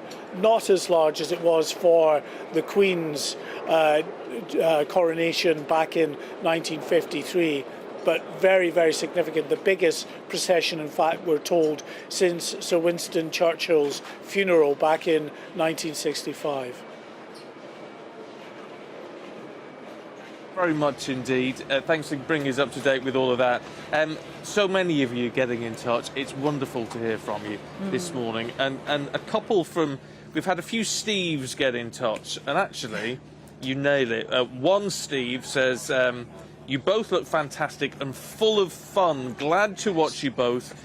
I love this. You both make me feel brand new. Aww. We're all going to have a wonderful day, and yes, we are. Oh, that's so lovely. Thank you so much. Another Steve, you are GB News. You are the face of Great Britain. Please, please keep the non-stop positive theme going today in regard to this historic event for Great Britain and the Commonwealth. And Steve, we promise we will. That's what we're here for. It is about positivity today. Even if you can't get to watch the coronation live, as Pauline from Leicestershire has been in touch. She says, I'm getting ready for work in my local supermarket. Unfortunately, I won't be able to watch the celebrations, but I did watch Queen Elizabeth's coronation when I was 14. Well, that makes you 84, Pauline. Are you still going to work? Good on you. She will watch it, though, this afternoon, but I certainly intend to put smiles on our customers' faces this morning. I bet you will, Pauline. Stay positive. Oh, Pauline, have a lovely day. Happy Coronation Day to you. Hope you get to celebrate a little bit later on. And Philip says, I well remember our late, great Queen's coronation, and I've made it to see Charles get crowned too. However, my 3-year-old grandchild could probably get to experience 3 coronations. Quite true. Yeah, possibly. Possibly, though, yeah, you've got to... You've got to be careful what you wish for, though, is it? Because we want everyone to live very long and happy lives. Yes, of course. Here we go, back at Waterloo Station, and seeing more members of the armed forces, soldiers, sailors and airmen all coming through. This looks like the RAF to me, though I could be wrong. It does, I'm no expert. But look how, I mean, it's just, Mark was actually, I noticed Mark talked about the armed forces looking resplendent. And they just do, don't they? It's fabulous. They're our pride and joy, aren't they? And it's not just them. I mean, for them, this will be one of the highlights of their career, being here for the coronation of King Charles III. But their family and their friends will be proud as punch watching them today. They just look so smart, don't they? And they're going to do a wonderful job today. And don't forget, they commit themselves to serve the King as they did the Queen. And they hold that responsibility in such high regard. It is really important for each and every one of them. And so to be part of the King's special day will really mean the world to them. Oh, absolutely will. I'm going to see if I can bring you some of the tweets that we've been getting, because I've posted a picture of Stephen and I here. We've had some lovely responses, but I think the signal is actually quite weak here near Buckingham Palace now. There's obviously hundreds and hundreds of people on the Mall. We can hear them cheering, can't we? And also, just to give you a sense of what's happening here, there are actually hundreds of people heading into the seating, which is just in front of Buckingham Palace here. And Cameron Walker, our royal correspondent, has just told us that those are ticketed seats, and it's actually gone to key workers, which is really lovely, isn't it? They're going to be the first people to capture a glimpse of King Charles III as he makes his way. There you are, live pictures there. They are already starting to take their seats, with still 3 hours to go. And actually, you see, if they're prepared to sit there for a long time, they will get the perfect view of the balcony moment, which is going to be worth... I hope they brought cushions and things to sit on. But snacks. That will be something to see, actually, that balcony moment. Will be magnificent, because of course you will see the King and the Queen, but also the next King and the King and the King after that. So it's going to be quite something to see. It is a packed schedule, isn't it? I think we do have the list of times, but you will have to get comfortable if you're on those seats. Yeah, 10:20 is when we're expecting the King and the Queen consort to depart here from Buckingham Palace. They'll arrive about half an hour later at Westminster Abbey, and they'll enter through those doors of the Abbey at 11 a.m. Yeah, and the balcony moment and the fly past, if it happens, fingers crossed it will be at 2:15. So that should be something spectacular to see. You are watching and listening to GB News Breakfast live from Buckingham Palace on this momentous day. Stay with us, because soon we're going to be looking at what the armed forces have in store for us later on today. That's next.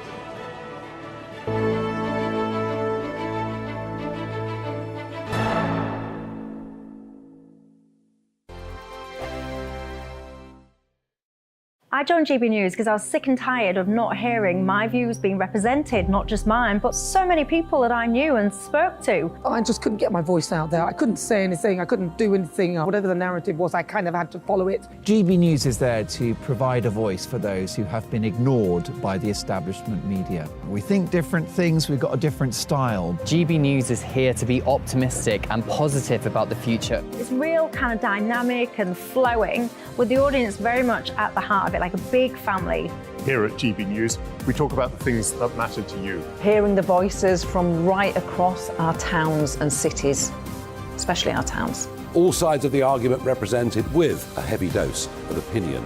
We're on a mission here to make a difference. And the GB News family really is here for you, and whatever time of day you can watch or listen. Britain's watching. Britain's watching. We're proud to be GB News, The People's Channel. Britain's news channel.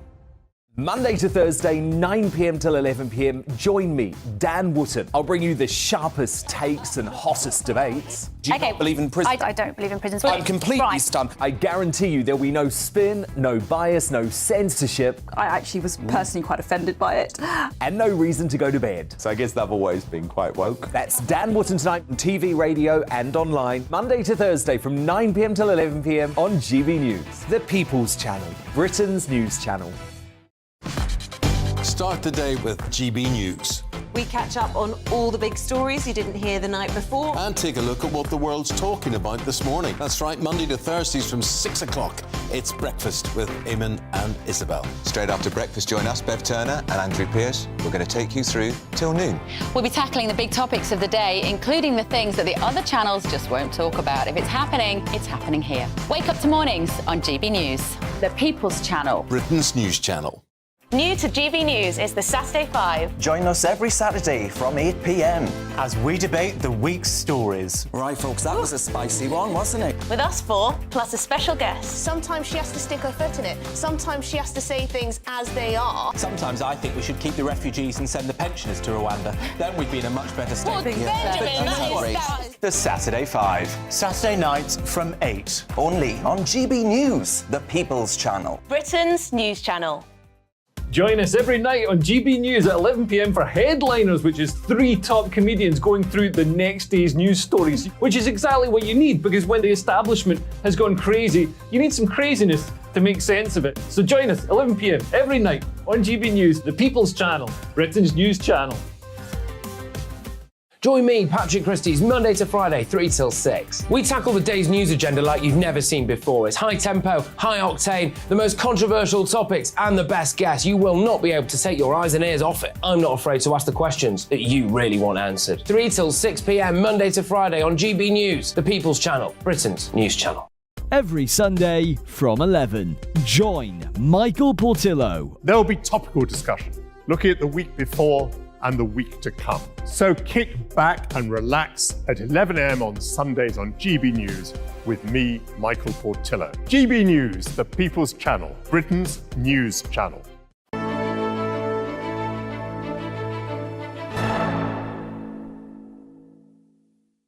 7:24, you're watching and listening to Coronation Breakfast with Stephen and Ellie here on GB News, where we can just hear there's thousands of people on the Mall. It's literally just over there, and we can hear the 3 cheers. Well, there's about 27 cheers so far hip, hip, for the hooray. King. But isn't it lovely to hear the crowds all really getting excited about all of this? It's how it should be. It's the most British sound, isn't it? Hip, hip, hooray, we've been hearing. It's very British, isn't it? Yeah, hearing that come out in the last few minutes. And we've been hearing the national anthem since about 5:15 this morning. I mean, they are vocal. They've been up throughout the night. Many people actually didn't pack tents. They just came with their seats last night, their pull-out chairs, and they've just been sat there soaking up the atmosphere all throughout the night. Now. They are, and we can't blame them. But it's going to be a day in history. And you can see why they want to be here to see it. And in terms of the stand, which is just to our side here, that's starting to fill up now. It's frontline workers, key workers,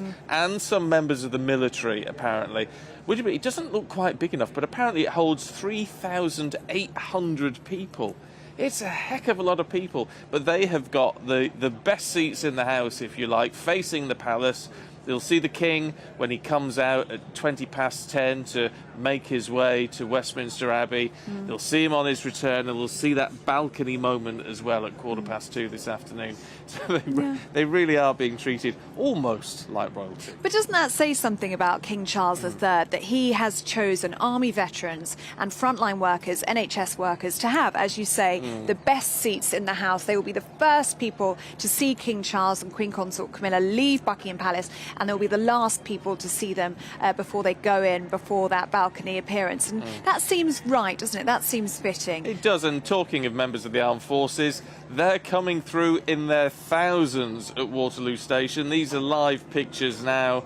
I'm afraid from this distance I can't tell you which regiments they all are and what have you, but just looking absolutely pristine in their uniforms, all coming through. We've seen all three members of all 3 services coming through so far this morning, and what a day they're going to have. They'll be exhausted because they will have practiced, rehearsed and all the rest of it relentlessly for weeks and weeks and weeks now. But today is the day when they get to show off Britain at its finest to the whole world. Absolutely, the best of British. And doesn't those live pictures just make you feel so proud? You've got our armed forces there, as you say, looking pristine. You've got the Union Jack bunting across the top of Waterloo Station, and our police officers as well, who've been working so hard throughout the past few days and weeks, haven't they, to keep us all safe. So thank you, all of you, for all that you're doing today, and good luck. And to the families of our armed forces and our police officers as well. I bet you're proud as punch. Oh, yes. Yeah, I bet you are. Now, of course, it's another sort of, what is it? Fabulous day for everyone. I don't know. Harry and Andrew. Could be awkward. It could be a little bit awkward, couldn't they? They don't have any formal roles today because they're no longer working royals, of course. Well, let's hear more from royal historian and author Gareth Russell and former royal correspondent for The Sun, Charles Ray. Good morning to you both. Really, really good to have you both with us. So let's talk about Prince Harry and Prince Andrew, shall we? Gareth, let's start with you. Is it right that they don't have this formal role today, considering they're not actually working members of the royal family anymore? I think so. I think it's the safest bet, and I think it shows a fair amount of wisdom from the King. What we don't want is a distraction. This day is, of course, about us and about the King. It's not about the Duke of Sussex or the Duke of York, and many people in this country have very, very strong feelings about one or both of them. And, of course, both have chosen either directly or indirectly not to serve the country anymore. So I think keeping them as members of the family at the service without a formal role as representatives of the nation is absolutely the right decision.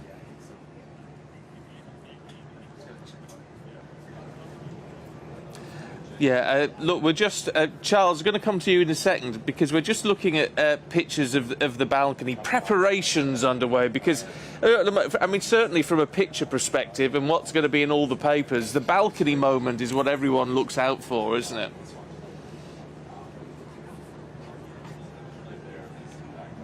I mean, apart from the ceremony and the coronation, this is the key moment. This will be the people's moment. This will be when they see the royal family on that balcony. I mean, I've been to many of these events, and when you see the royal family on the balcony, that is a fantastic moment for all the people. And it just looks like, I mean, I don't know quite what, it's... Can you? I don't know if you can see these pictures, Charles, but is it carpeting they're putting down there ready for the royal family, or is it the thing that drapes over the balcony? No, that's the carpet that they're putting down at the moment, and then you will see the I can't remember what you call it, but there's a sort of thing that goes over the balcony. But yeah, and I mean that's everything's getting ready for that occasion, and they want to make sure that it's left to the last minute, because if the rain comes, it's going to it will spoil it a little bit. Yeah, and that rain is due from about 10:30, we believe. So hopefully, at least the start of that procession through from Buckingham Palace will be dry. Fingers crossed. Charles, how do you think Prince Harry will be feeling this morning? I mean, the first time that he will be seeing his family since the publication of Spare could be a little awkward, couldn't it? Yes, I think he'll be like an iceberg in the Sahara Desert, to be perfectly honest. He's here. I mean, I actually don't understand why he's coming. He's flown in yesterday. He's going straight back after the ceremony. Apparently, he's not going to the coronation lunch. He's not going to be around tomorrow. I understand he's got, you know, Archie's birthday, his 4th birthday back in LA.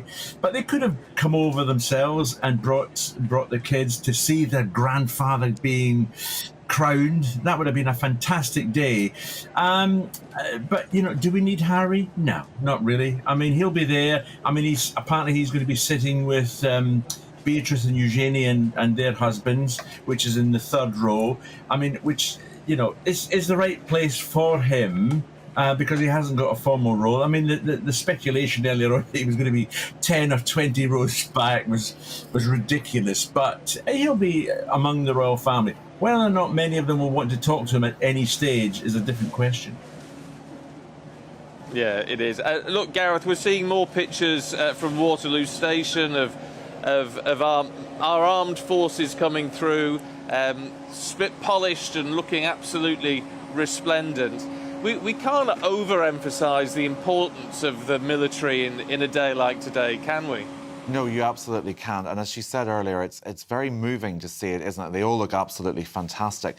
But there is something, after so many negative and difficult stories, there's something really profoundly moving, not just historically, but as a community to see this. And of course, I mean, you've said earlier, this is the biggest state occasion in terms of military involvement since the funeral of Prime Minister Winston Churchill in 1965.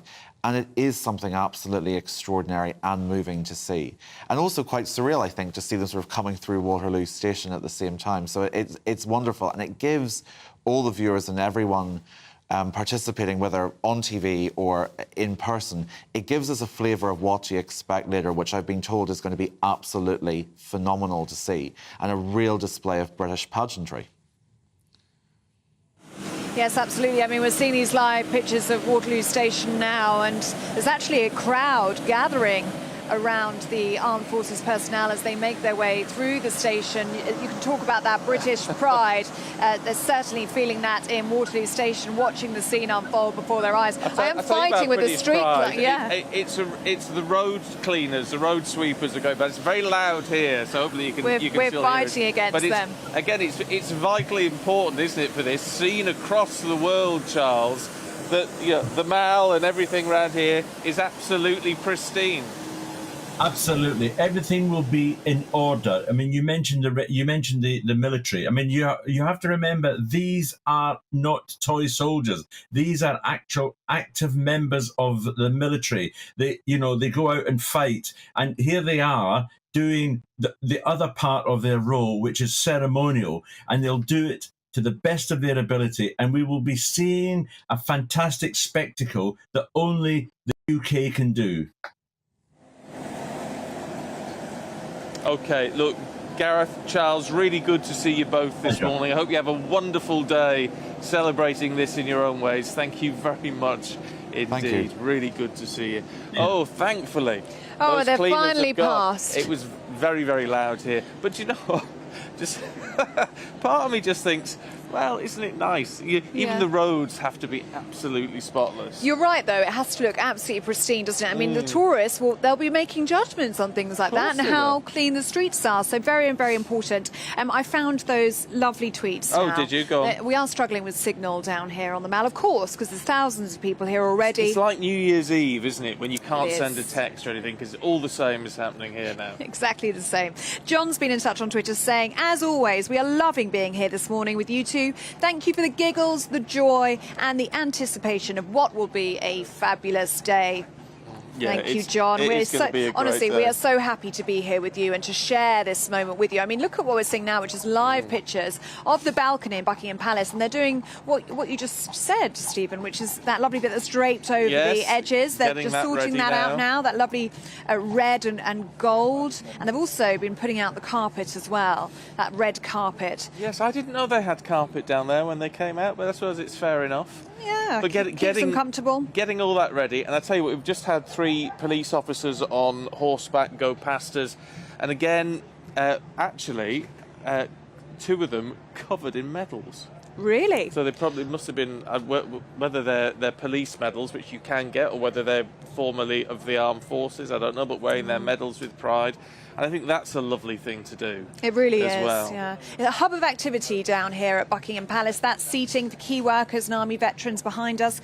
3,800 seats. That is filling up nicely.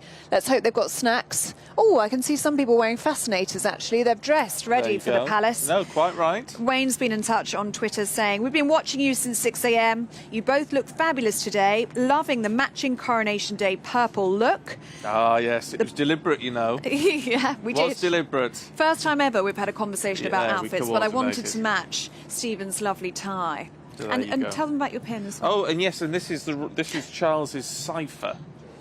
which I saw online. Actually, I just thought I'm going to buy one of those just to wear today only. Yeah, let's see if we can get a close up of But that, it- because that really is But it's beautiful. something. I think his cipher is it's been really nicely designed, actually. Mm. And we just sort of took Queen Elizabeth's for granted, didn't we? In there, because we just got so used to it, and we'll get used to this. But I just thought, what a nice thing to wear today. Yes. Of all days. You're getting lots of compliments on that in the views and on Twitter as And well. I don't know if you can hear the drums in the background. Perhaps not, because we've got these Madonna mics, as we call them. Britney on. mics. But I wonder if they're on the drum horses, because there are lots of drum horses. And when if you see the biggest of the drum horses, which you'll see, is called the Big Red.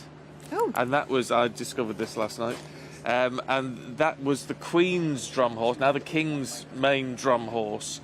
So if you see that one, it's the biggest of the lot, and presumably it's quite a red-looking horse, but the Big Red it's called. The Big Red. So Every day is a school day here. So we'll isn't look it? out for I'm desperate to see the Big Red this morning before, because they take the horses out and about. They'll be getting used a lot today before the ceremonial, just to get the jitters out of them a little bit. Give them a walkabout, get them used to some of the crowd. So we should see some of the horses over the next hour or so, just stretching their legs before their big moment. Sounds like the street cleaners are back as well. Yes, Yeah, they are. good. That's going on behind us. I'll tell you what, it is the sound. Not quite the street cleaners, but it is the sound here. We're the nearest tent to the Mall. You can hear the cheers of the crowd. We can hear the national anthem that people are singing. It really is building that atmosphere, isn't it? You can feel the atmosphere. And if you're part of that crowd today, listening on the radio, watching on YouTube or whatever, send us a message if you're part of it. Or whatever you're doing right across the country. Oh, there's some seamen. Looks that way. Arriving at Waterloo. It's just fabulous to see. Just absolutely love it. 9,000 servicemen and women will be here today. It has been a constant stream, hasn't it? from We've Waterloo? seen most of them. It seems that way, doesn't it? It does. But anyway, as we continue to watch these, let's take you through the papers this morning. Kevin Schofield and Cindy Yu are back in the studio. Morning to you both. Kevin, let's have a look at the sun, should we? Looking at Prince Harry, who is going to be around today, obviously, but on the third row. Yeah, it wouldn't be a major royal occasion these days without some Prince Harry psychodrama. So he's flying in, or he's flown in, I think yesterday, to obviously without Meghan and the kids, and because he's no longer a working royal, he doesn't get a seat in the front row. He's in this third row with the cousins, and yeah, I mean, I suppose some people might interpret this as a snub. But, if he's not a working royal anymore, then I guess it stands to reason that he wouldn't be up front with those who still are. And apparently, according to The Sun, he's flying off straight after it. He's leaving soon after the ceremony to fly home for his son Archie's 4th birthday. So, yeah, literally a flying visit. It doesn't sound as though there's going to be any attempts at mending bridges with his brother or his father, but yeah, it's important, I think, that he's there. I'm sure it will mean a lot to his dad that Harry is there for the occasion, but as I say, it doesn't sound like he's making a weekend of it. He's heading straight back to California. Yeah. Let's just interrupt you both and bring you some shots from here, because police officers have started to line the route here, and there's outriders. Some cars have just gone into, a couple of Land Rovers have just gone into the palace. A minibus is about to turn minibus into is going Buckingham in now. Palace. Yes. And we don't know whether the cars we saw go in actually were the King and Queen, because they are going to have to go into the palace before the event. Oh, more police officers marching down here. Well, we also know the Prince and Princess of Wales will have to arrive here at Buckingham Palace first before they head out on the ceremonial procession. There's certainly somebody coming, isn't there? Because the photographers have also started to turn out there at the Victoria statue just in front of Buckingham Palace, which may suggest that someone is coming along. Whether that be the King and Queen or the Prince and Princess of Wales, we will of course bring that to you here on GB News. It is fabulous. And people are arriving at Westminster Abbey as well, which is nice to see. Oh, there we go. There's Westminster Abbey for you, that one. People starting to arrive nice and early got to get their seats in plenty of time, and there's lots of security there, as Mark White was telling us, to go through as well. But what a day. You wouldn't mind sitting and waiting if you're part of that, would you? And amongst those who are going to be turning up to Westminster Abbey, not very shortly, in the next hour or two, Cindy, will be George, Charlotte and Louis taking part in the procession for the King. Yeah, absolutely. Harry might not be a working royal after all, but these three kids are. The youngest, Louis, is only 5 years old, so he's been put in the order of service, but apparently Kate has said that let's see how he is this morning to see whether or not he can really go through with it. But all of the kids have been going through rehearsals this week in Westminster Abbey, doing various ceremonial roles. Obviously for George this is particularly special because one day this will probably be him taking on this role, so he's the youngest future king to be at any coronation. So very exciting times, and they're charming children, so it'd be very nice to see them. Yes, absolutely. It's so lovely as well. Hopefully Louis is old enough at 5 years old to have memories of this historic day. His grandfather's coronation. Well, let's hope so. The Princess of Wales was out in the Mall yesterday and said that the children were nervous but very, very excited for Coronation Day, so it's very sweet. You do wonder what George makes of it all, though. I don't know how old he is now. How old's George? Was under 10, is he? I think he's under 10, must be 9, 8 or 9. But for him to know that one day this will be him, and certainly his granddad and certainly his dad, and then one day him, it must be very odd to take in as a child. Yeah. Mind you, Charles did it. He was 4, wasn't he? He was 4, yeah. So he's similar age to what Louis is today. Cindy, let's stay with you, shall we? And let's stay with these pictures of Westminster Abbey, because we're seeing foreign dignitaries and heads of state arriving there at Westminster Abbey. And you've got this story in the Daily Express about the Commonwealth leaders descending on the capital for what is hoped to be the greatest show on earth today. Yep, so we've got Commonwealth leaders arriving yesterday, as well as politicians such as Joe Biden and the Ukrainian First Lady, Elena Zelenska, coming yesterday as well. And then beyond that, world leaders from all over the place coming in. And yesterday, the King spent quite a lot of time basically entertaining, meeting and greeting all of these heads of states, foreign dignitaries, in various receptions. But I hear that, I've read somewhere today that he actually left at about 6:30 p.m. to go have a private dinner with Camilla. So I think that was just fair enough, to be honest, after so much talking to lots of and greeting and hosting. But yes, it's some fabulous pictures of all of these foreign dignitaries. It's going to be, I'll tell you what, Kevin, though, this is, it's a huge security operation, isn't it? I mean, not just for the foreign dignitaries, but of course just for the many, many thousands, if not millions of people who are descending on the capital.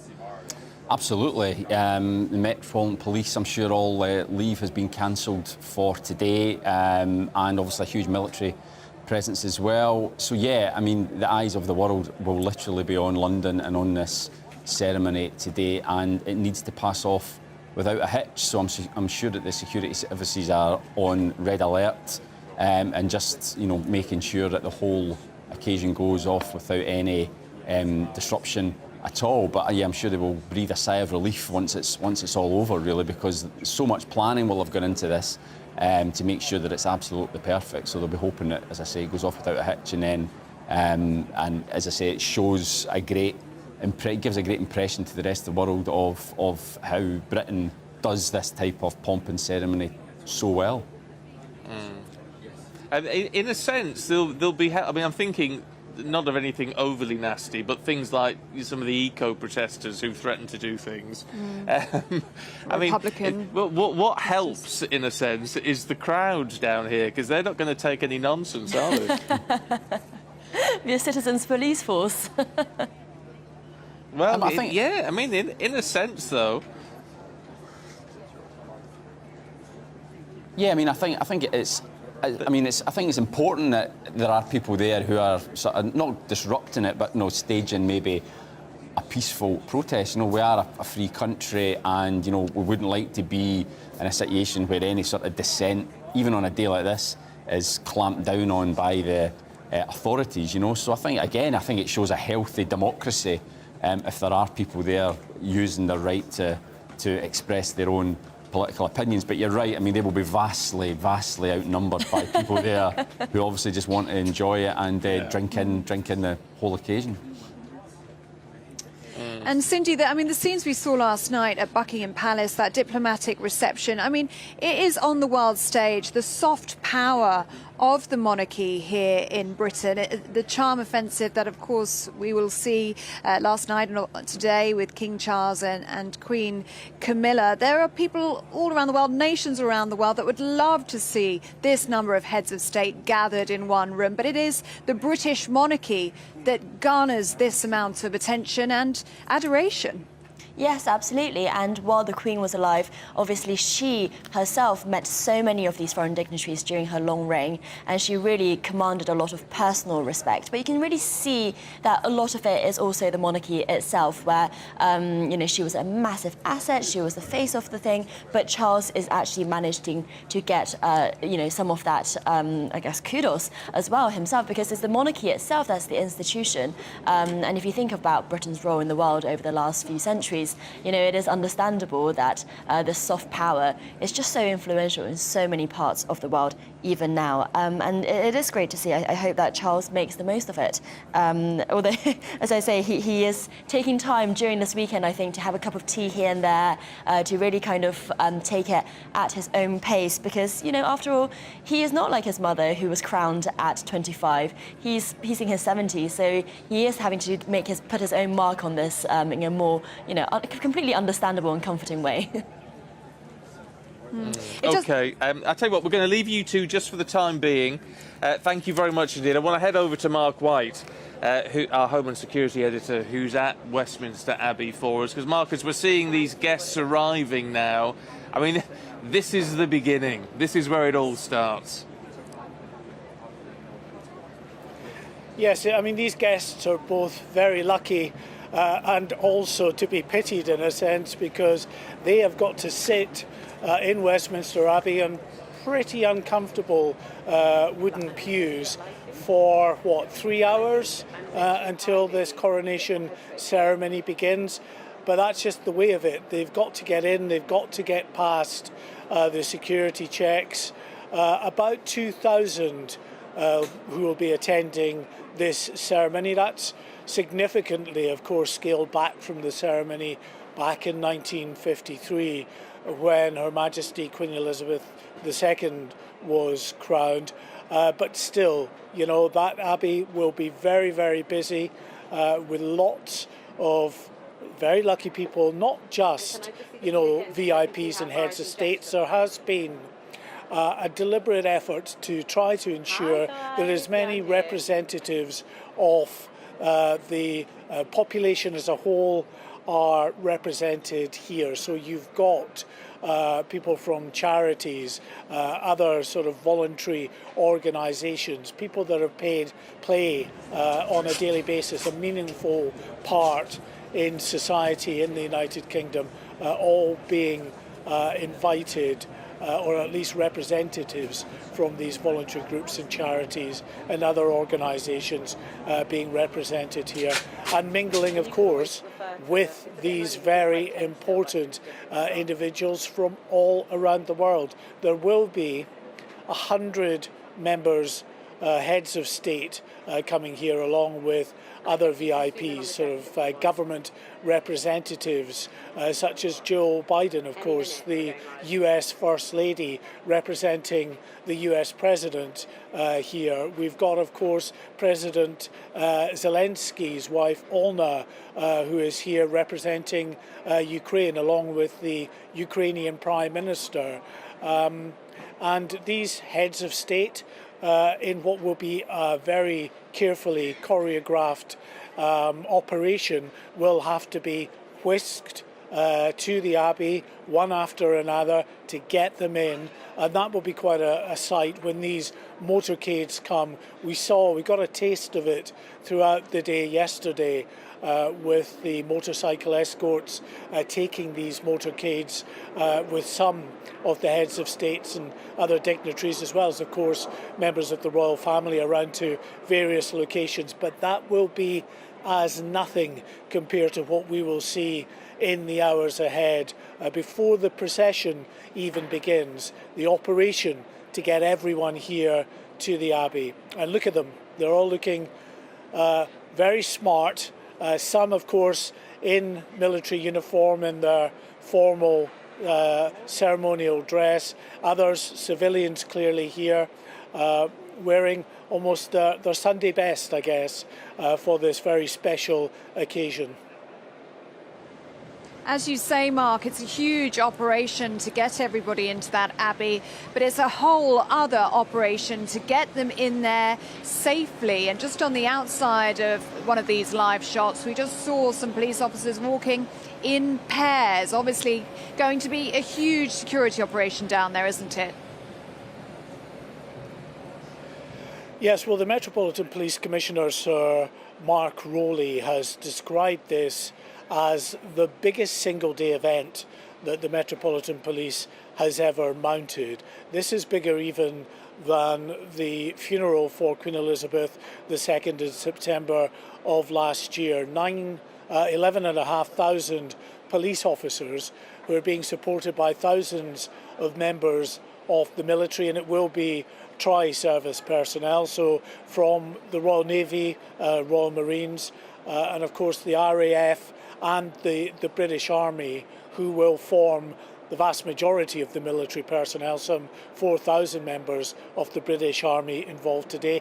9,000 military personnel engaged throughout the day. There will be 4,000 who will be involved in the procession here from Westminster Abbey after King Charles III has been crowned, and that Golden State coach is prepared for the journey back to Buckingham Palace. So 4,000 military personnel. They'll be divided up, we're told, into 8 separate groups, and there will be 19 military bands interspersed throughout the procession as it makes its way.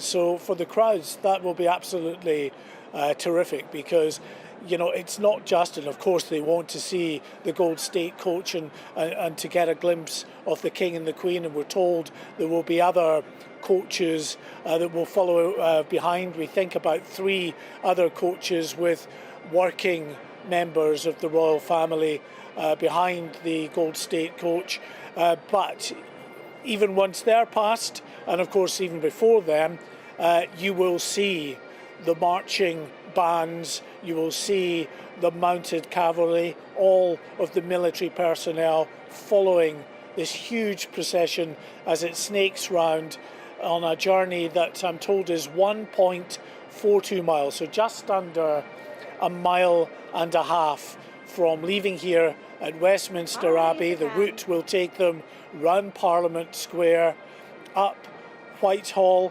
When they get to the top of Whitehall, of course, you're at Trafalgar Square.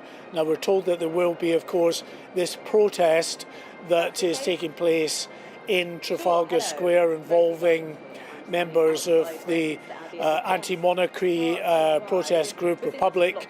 They'll be there. They've said they will be peaceful. They are engaging throughout with the Metropolitan Police. The police have confirmed that Republic have been very cooperative in the way in which they are engaging with the police and security services prior to today and today. So hopefully that passes off without incident and is a peaceful protest, the type of peaceful protest that we celebrate in a free and open democracy like this. And of course from then the procession will come round down Admiralty Arch and down the Mall, where it will of course be absolutely packed with many thousands of people as it makes its way down that long march from one end of the Mall down to the Victoria Monument and into Buckingham Palace. And as the procession, the end of the procession moves through, the crowds will be allowed to leave their positions lining the Mall. They're not allowed on the roadway, of course, during the procession. You'd absolutely understand that should be the case. But once the procession, the tail end of that procession has passed them, they will be able to follow it down to the area around the Victoria memorial to be able to see all of the following ceremonial that will take place, such as the wave from the royal family, from the King, the Queen and working royals, we're told, on the balcony at Buckingham Palace, and, fingers crossed, the fly past if that happens. We've not had any official word, or at least I've not heard yet, what is happening with the fly past. It's all weather dependent, and it really is changing minute by minute. We thought we were in for quite a significant downpour about 10-15 minutes ago. Some very dark, ominous clouds coming over here, but I don't want to tempt fate, but it's kind of brightened up a little bit. The clouds are slightly less ominous, but that's not to say, of course, we are expecting some potentially heavy downpours as the morning progresses. But there you see, of course, more dignitaries, invited guests arriving, some of those in their ermine robes, of course, as they're coming up on the side of Westminster Abbey, having gone through some of the security checks. It's airport-style security scanners that we have for these very sensitive areas that are privy, of course, only to those who have been accredited and security checked and vetted, but they still have to go through these very sophisticated airport-style security checks that are being mounted by these specially trained Metropolitan Police officers who do this day in, day out at ceremonial events, at big occasions. They're used to this, they know what to look out for, they get you through, despite the very significant numbers turning up, relatively quickly. Once they get through, they're into the Abbey, and as I say, you know, it's incredibly lucky. They are incredibly lucky to be among the 2,000 people invited to Westminster Abbey, but they also have a very long wait and some sore bums, I have no doubt, by the end of this ceremony at 2 o'clock this afternoon. Mark, thanks very much indeed. So many of you getting in touch, and it's so wonderful to hear from you today and to be able to share in this day with you. It's really a privilege for us. And so many of you getting in touch from all over the world, actually. In terms of some of the military that we saw arriving earlier on, Jenny's been in touch saying there are 10 members of the Turks and Caicos Islands Army Regiment and Royal Turks and Caicos Islands Police Force attending today. They're all British dependency islands in the Caribbean. So that's it's wonderful to have that bit of information. Thank you very much indeed. Lynn's been in touch saying, please wish my husband and our father a happy birthday today. He's in good company celebrating with King Charles III on this Coronation Day. Wishing all members of the Coronation a happy day today.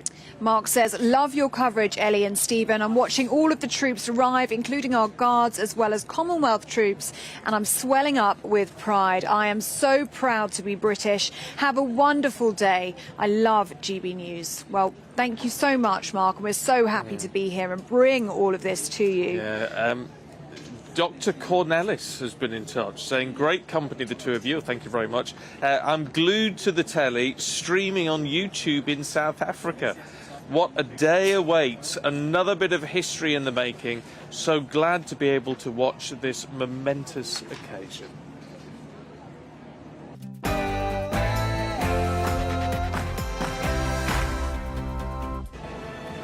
Well, it is 8 o'clock on Saturday, the 6th of May. Today, a day of destiny. After 74 years in waiting, Charles will be crowned king in a centuries-old ceremony watched by billions across the world. And here at Westminster Abbey, many thousands of people already beginning to gather, and some of the 2,000 specially invited guests here at Westminster Abbey now going through the security checks and making their way into the Abbey. Bearing the weight of history, the hopes of a nation rest on Charles and Camilla's shoulders as the country comes together in celebration. Party at the Palace. The Prince and Princess of Wales join the King, Queen and world leaders in a glittering Buckingham Palace reception on Coronation Eve. Our reporters are around the country in the United Kingdom tuning in to see the new monarch crowned. But where is Harry? The Duke of Sussex will be visibly absent today, according to reports, and could even be on a plane back to LA before the royals have even had lunch. This is Coronation Day. I'm Stephen Dixon. And I'm Ellie Costello, and we are live from Buckingham Palace for this special edition of Breakfast on GB News.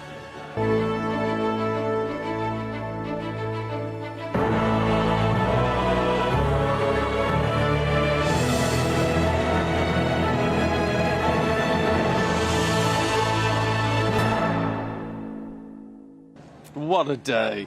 What a day. We've known it's been coming, obviously, for a long time now, and we've been talking up to it all this week. But actually, today feels extraordinarily special. There is a palpable atmosphere here in the capital, particularly here at the palace. When you just see all these police officers gathered, we've seen all the soldiers go past, and we can hear the crowds on the Mall, which is literally just a couple of 100 metres away from us here. And it's just magical. It really just feels is. magical today. Yes, let's bring you a sense of what's happening behind us here, because these last-minute preparations are taking place at Buckingham Palace. You can see the people up on the balcony there, which is where that balcony appearance will be taking place later. And the red and the gold has been hung out over that balcony, the edge of that balcony, looking absolutely fantastic. Yeah, and meanwhile here you have Westminster Abbey. First time we're really getting to see inside. There is the coronation chair.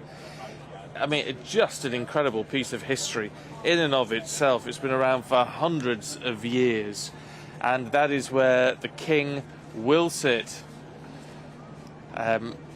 And it's just, I mean, quite how it's still going, that thing. It's absolutely stunning, the preservation of that. But to see what they've done in the Abbey, the royal purple bedecking the chairs there, and the royal sign, what's the word I'm looking for this? This is what you've got here, yeah. Cipher. Thank you, Cameron. Yes. The royal cipher, that's what I'm looking for. And just to see all the preparations that have been done. And you can see the guests that are coming into Westminster Abbey now. They've still got the best part of 2 hours to go, 2.5 hours to go, until the King and Queen will join them inside the Abbey. But they are capturing a glimpse of that throne there. Part of history. Absolutely incredible. I'll tell you what I can hear now in the background is a proper band playing. Bagpipes I can hear. I think they're heading down in our direction, actually. So as soon as we get a glimpse of them, we'll show you that. In the meantime, let's just catch up with Mark White, our Home and Security Editor, who's down at Westminster Abbey for us, watching those guests arrive. Mark? Yeah, and watching these beautiful images from inside Westminster Abbey as well, as they prepare the altar and the area around the coronation chair, where the king will be crowned a little later this morning. And just incredible when you see the images of the Abbey, just showing how high the ceilings are here, of course, in the Abbey itself. 2,000 guests will be inside the Abbey, not the 8,000 who absolutely crammed into the Abbey back in 1953, but it will be very significantly full still, having said that. And you can see already lots of the invited guests already in place. They have a long wait ahead of them, because it's not going to be until about 11 o'clock this morning until the ceremony itself gets underway. But because this has to be very strictly choreographed, because as well as these invited guests, there are heads of state, other very important figures who've been invited here, who have to be brought in to the Abbey in a carefully planned out system of motorcades dropping them off, as you see some of the VIPs now from outside, the invited guests, those individuals in their ermine robes amongst people in what looks like their Sunday best or their Coronation Day best for the service here. They've been able to get through the very significant security checks, airport-style security scanners that are at the main entrances for the invited guests to Westminster Abbey. So once they're cleared and checked, they get in, they're able to take their seats in the Abbey, and then we can get the heads of state arriving. Now we're told that that part of the arrivals here at the Abbey will be around 9:30 this morning, when the first of 100 heads of state will begin arriving here at Westminster Abbey. Other representatives of governments alongside heads of states will be here as well, such as the US First Lady, Jill Biden, representing, of course, her husband, President Biden. We've got President Zelensky from Ukraine's wife, the First Lady of Ukraine, Olna Zelenska, who is here with the Prime Minister of Ukraine. And also represented, it's not just the British royal family, but representatives from many other royal families from around the world. And then, of course, the British political class, senior figures, will be arriving here. We'll have prime ministers, past and present, being represented before we then get to those members of the British royal family, of course. Some of the working royals arriving, and minor royals arriving first, then the working royals, and it builds up, of course, in seniority to the point where we then get the very senior members of the royal family ahead of the arrival of the King and the Queen Consort for this very special ceremony ahead. OK, Mark, for now, thanks very much indeed. Cameron Walker, our royal correspondent, is here, and it's fascinating. As we see the arrivals, as we see these incredible pictures from inside the Abbey, Cameron, it's going to be fascinating when we get the live coverage of the service itself, which we can enjoy, of course, with Nigel Farage and some incredible guests like David Starkey from 10 o'clock. Nigel's coverage will begin this morning.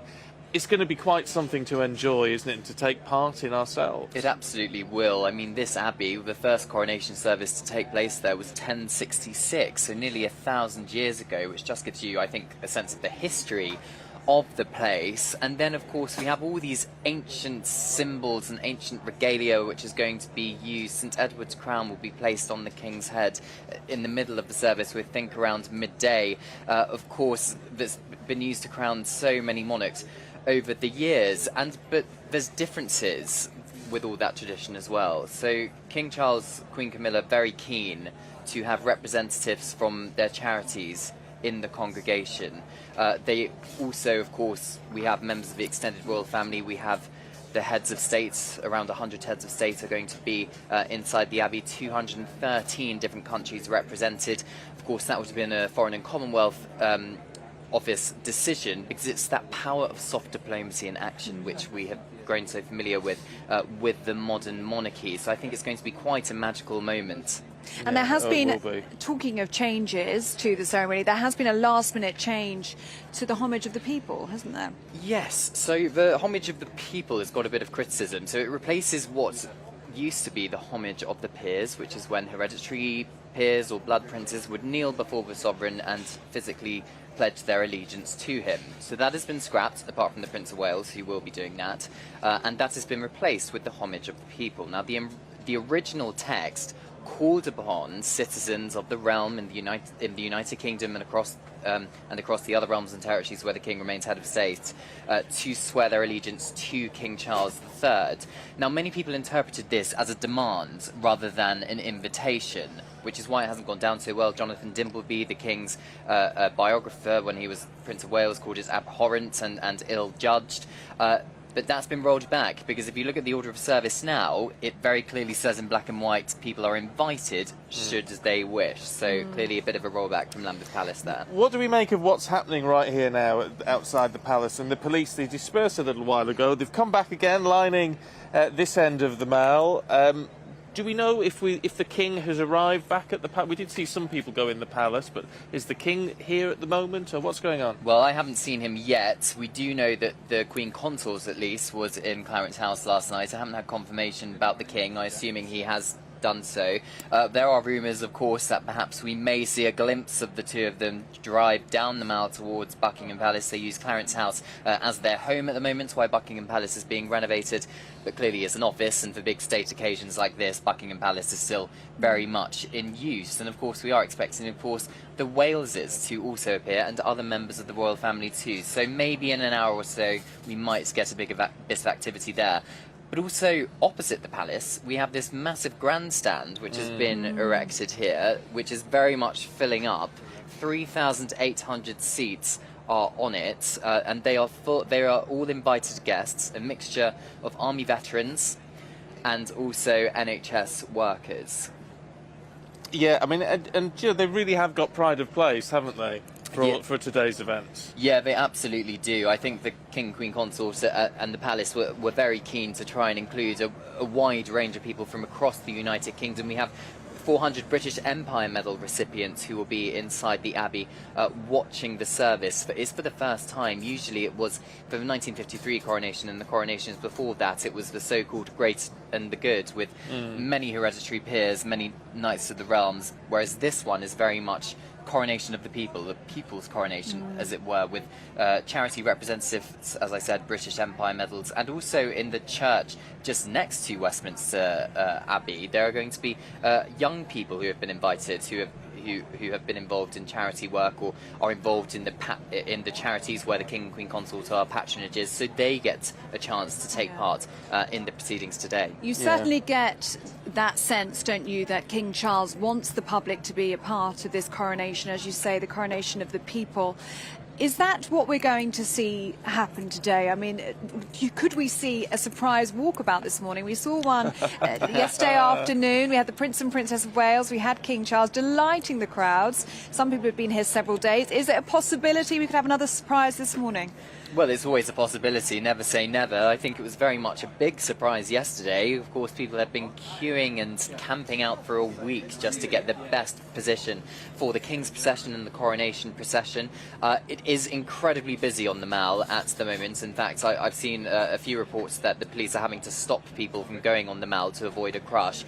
We are expecting at least one balcony appearance later on today, so that's something for the crowd to look forward to. Oh, we have got this morning. I'll tell you what, in terms of the balcony, we have got those drapes, whatever you call them, over the balcony now. They've appeared. Yes. So that's quite nice to see, actually, all ahead of the appearance. I know it's not till 2:15, but it's nice to see it all dressed and ready to go, isn't it? Absolutely, yes. We're expecting a balcony appearance around 2:15. The fly past at the moment is scheduled for 2:30. However, that is very much weather dependent. Yeah. A few days ago, the Chief Marshal said it was a 50-50 chance that the fly past would go ahead due to poor weather conditions. In 1953, it was equally poor weather conditions, actually, for the late Queen Elizabeth II's coronation, and they delayed the fly past until the early evening because it was better weather, so perhaps we'll see that again. Working royals only, is it, on the balcony later? That is the working assumption. This has not been completely confirmed, but from speaking to my sources inside the palace, that is what we are expecting. And also the children, I think, of working members of the royal family will be here, so it wouldn't surprise me if we see Prince George, Princess Charlotte, Prince Louis, the Wales' children. Prince Louis, of course, very famous for his antics on the balcony during the Platinum Jubilee last year, and Lady Louise and Earl of Wessex as well, the Edinburgh's two children. And if you notice, Stephen and Ellie, the royal standard has changed slightly. I was about to ask you about that. It's now massive. It's huge. It's huge. Yes, for big state occasions, they put a big flag up. It does have a proper name. I can't remember off the top of my head what it's called, but clearly I think this just shows the magnitude of a day such as the coronation, the first time in almost 70 years, and this really is a day whether you like or loathe the monarchy, that's going to go down in history. It's difficult. You say. I mean, it's a fair point to say some people like or loathe the monastery. There are. What did I say? Monastery. Did I say monastery? They might not like I that. apologise. I love a monastery myself. The monarchy. But this is not a day for those people who aren't royalists. It's a day to keep quiet, isn't it? Keep it to yourself. Yes, as the Archbishop of Canterbury said this week, it's a moment of quiet reflection, if you perhaps would want to go down that route rather than swearing your allegiance to the monarch. We do know that Republican protesters have gathered in Trafalgar Square. We don't have a number count for them just yet, but clearly, throughout the entire procession route, they will be outnumbered in terms of the number of monarchy supporters on the Mall. And actually, when I was speaking to people on the Mall this week who'd been there for several days, they said they would physically stand in and stop protesters if anybody tried to cause any disruption. But the people will become the police, they say. They feel so passionately about making this event run smoothly. Absolutely, and that's also a danger for the police because, of course, what happens if pro-monarchy and anti-monarchy people clash if at a certain time. There is a difference, of course, between peaceful protests, which the Metropolitan Police have said they have no issue with, but those who want to seek to actively disrupt, then that's when they're going to have a problem, and that's when there's going to be a low threshold of tolerance. I just want to see if I've just managed to turn around in my chair, which is not easy, to have a look at this flag. I don't know if the director in the gallery can cut up the shot we've got of the flag on top of the palace, because it is. I mean, you say huge, you're not wrong. It's absolutely enormous. This thing. It's absolutely gigantic. Size of a tennis court or something, isn't it? It's huge. huge. It looks like. No wonder it can't properly blow out, because it's just you need a real gust to make that fly. Yes, indeed. But if you remember back to the Platinum Jubilee celebration, Stephen, when we weren't sure whether the late Queen was going to make a balcony appearance or not, and the roar from the crowd when they brought down the Union flag and hoisted this massive royal standard above the palace. But of course we know that the King is clearly in residence here at Buckingham Palace and Clarence House for his coronation, so I think the crowds obviously know he is here, but again, the fact that the flag's so big signals a big state event is about to take place. Oh yeah, yes, absolutely. Do you know, there is. What do you make of the sense down here, Cameron? You've had a chance to sort of wander off and have a little look round and what have you. You can almost taste the atmosphere, can't you? Yeah, you absolutely can. And a multinational atmosphere.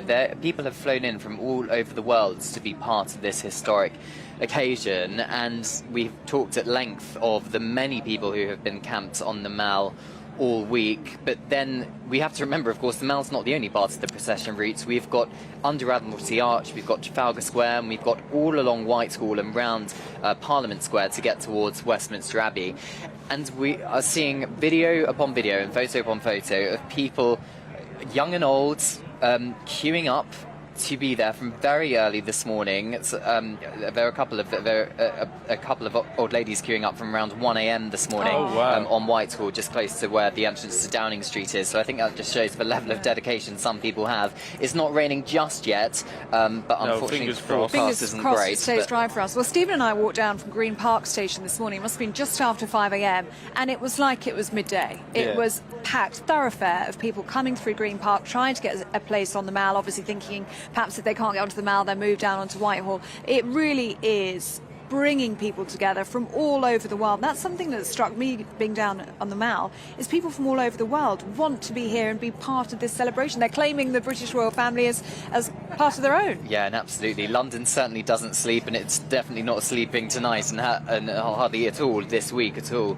And of course, with this amount of people, we have so much commerce involved. I think the one local cafe on Trafalgar Square is making a killing this morning, according to the Press Association, because there are so many people queuing up for their breakfasts and coffees, and that adds to the economy. We've seen predicted a £1 billion or so boost to the British economy. £120 million the British Beer and Pub Association has predicted they will make this weekend from all the celebrations happening. 130 million pints drunk over this weekend, apparently. That's what they're expecting. And that's not just you, Cameron. Not just me, no. Not just you. And you deserve a drink. I'll save some for the rest. Yeah, you stay where you are, because we'll talk to you in just a second. In the meantime, just say this is not just about London, of course. This is about But not even just the United Kingdom, it's the Commonwealth and territories all marking this. But we like to focus on the home nations, of course. Let's talk to our Northern Ireland reporter, Doogie Beattie, who's in Belfast for us. Morning, Doogie. What's happening there? What's the mood like? Well, good morning and welcome to the Shankill Road in Belfast. We were here this time last year for this beautiful mural here at the Jubilee, but last night this one was unveiled behind us, and this is indeed it is a beautiful picture actually of King Charles unveiled here. And of course this is part of the United Kingdom that claims to be one of the most loyal parts of this particular area. I mean, just come with me now and you have a look, see if our cameraman can just come with me, and we just look up the Shankill Road here in Belfast, and it is indeed a sight of bunting, flags and everything else royal that you could ever imagine. There is so many people here that really have a real belonging and belief in the monarchy, and it is just part of their community. Events will be going on all through the day, some in Belfast, but it must be said most of them will be concentrated in and around Hillsborough, most of the main events, and that'll all be kicking off very, very shortly. Yeah, lovely stuff. Doogie, thanks very much indeed. Cameron, this is all about the Commonwealth, you know, the home nations, of course, but the Commonwealth and the territories. Is this going to be good for the Commonwealth? Because it has been under some pressure of late, hasn't it, since the passing of the Queen? Yeah, it certainly has. 56 Commonwealth nations now, 2 more joined in the last year or so. It was decided at the 28 Commonwealth Heads of Government meeting that Charles would replace the Queen as head of the Commonwealth upon the death of Her Majesty. Charles very much is now head of the Commonwealth. Yesterday there was a reception at Marlborough House with Commonwealth leaders, heads of government leaders for the Commonwealth there, and it was all, interestingly, one of the key themes, I'm told, of that particular reception at Marlborough House yesterday was about empowering the youth of this country and indeed the Commonwealth, the next generation, as it were.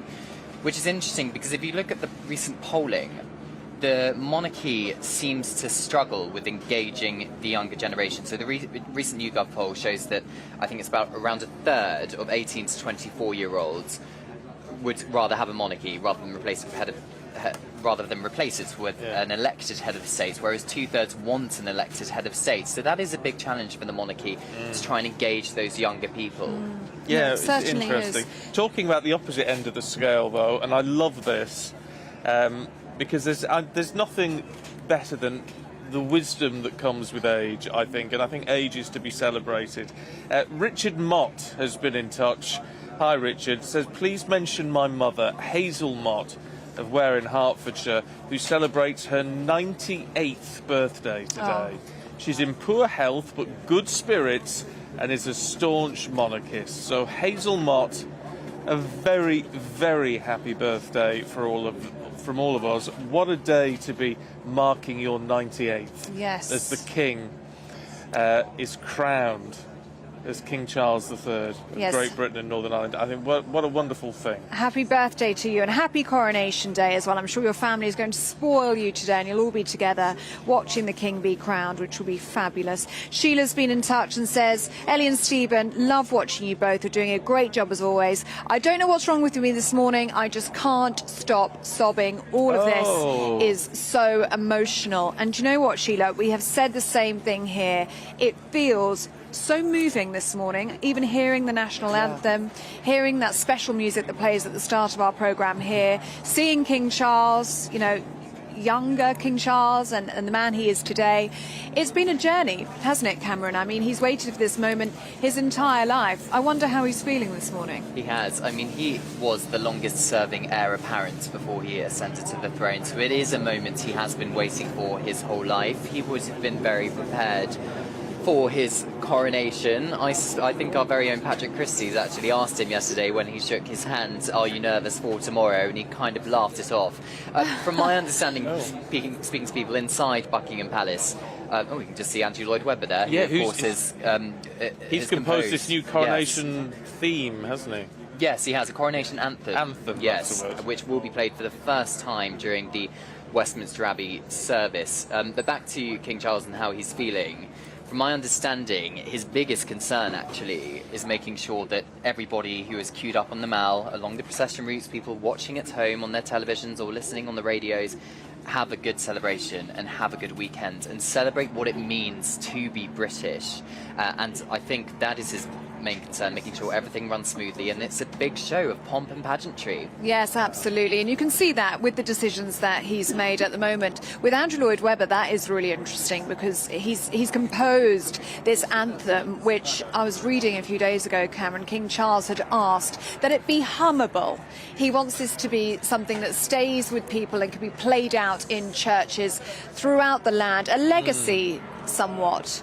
He will be focused on legacy, won't he? That will be his focus. He has very big shoes to fill when it comes to his late mother, Queen Elizabeth II. He certainly does, and I think this is clearly going to be a very historic occasion, and this is the dawn of the new age of monarchy, and him being king, and of course the Queen Consort being the Queen by his side.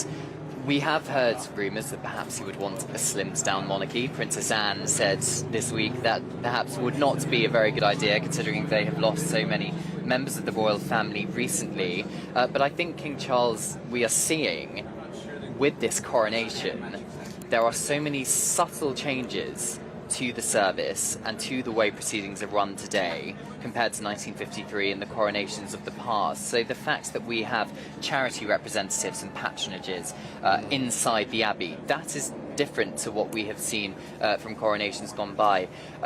And then, of course, we've got this grandstand full of key workers, NHS workers, army veterans who are out on a tiered seating outside Buckingham Palace as well. There's Lionel Richie. There he is. Arriving. Yes. I didn't know Lionel Richie was invited. Well, he's going to be performing at the Coronation concert tomorrow at Windsor Castle. I didn't know that got him an invite to the service. Nor did I, but clearly it It's does. got him everywhere. Yeah. He was in the Media Village a couple of days ago on a buggy. So I he's had a see. lovely time here in London this week. He certainly has. There was 2,300 guests we're expecting in the Abbey. There were around 8,000 for the Queen's coronation in 1953, but they couldn't shut the Abbey for 5 months to prepare for all the seating, which is what they did in 53. But it's very much filling up. You can see from these pictures the guests having to arrive very early in the morning. And is this usual, Cameron? I mean, I'm quite surprised to see it so full so early. It absolutely is. In fact, we were playing the story of one 90-year-old lady who was at the Queen's coronation in 1953, and I believe she was saying she had to be there very early in the morning, then around 7:30, because of course it takes so long to get everybody in. Everyone has to be sat down and waiting, ready for the procession, because these kind of events are run like clockwork. We know it's starting at 11 a.m. the coronation service. We know the time that the King's procession will take the King and Queen Consort from Buckingham Palace to Westminster Abbey to the minute. So it's all very well choreographed. There's Sir Chris Whitty there, I think I can just... Yes. Good spot, Cameron. This has not got a face mask on. Can I just say, we've been talking about members of the armed forces, of course, involved in all of this and how proud they must be. Carey's been in touch. Morning to you. Said in 1953, my late father had the great honour to be part of the Queen's coronation. He was a member of the Household Cavalry Life Guard. I can only imagine how proud he must have been. And we've seen lots of members of the Life Guards, His Majesty's Life Guards, as they now are, going past yesterday and today in their rehearsals and just taking the horses out. Carey, you can only imagine how your father must have felt, and then how these people must feel now. That's Nick Cave, isn't it? Oh, yes, it is. Good spot. Do you know what? This is one of my favourite thing about big events like this, is spotting people. He's a musician, isn't he? Is he Australian? Oh, I'm not sure. I'm not sure. Is he American? I don't know. Yeah. But it's, that's Nick Cave. I didn't. Yeah, all these people, you sort of wonder why they're invited. Yes, and Buckingham Palace... No offence, but, you know...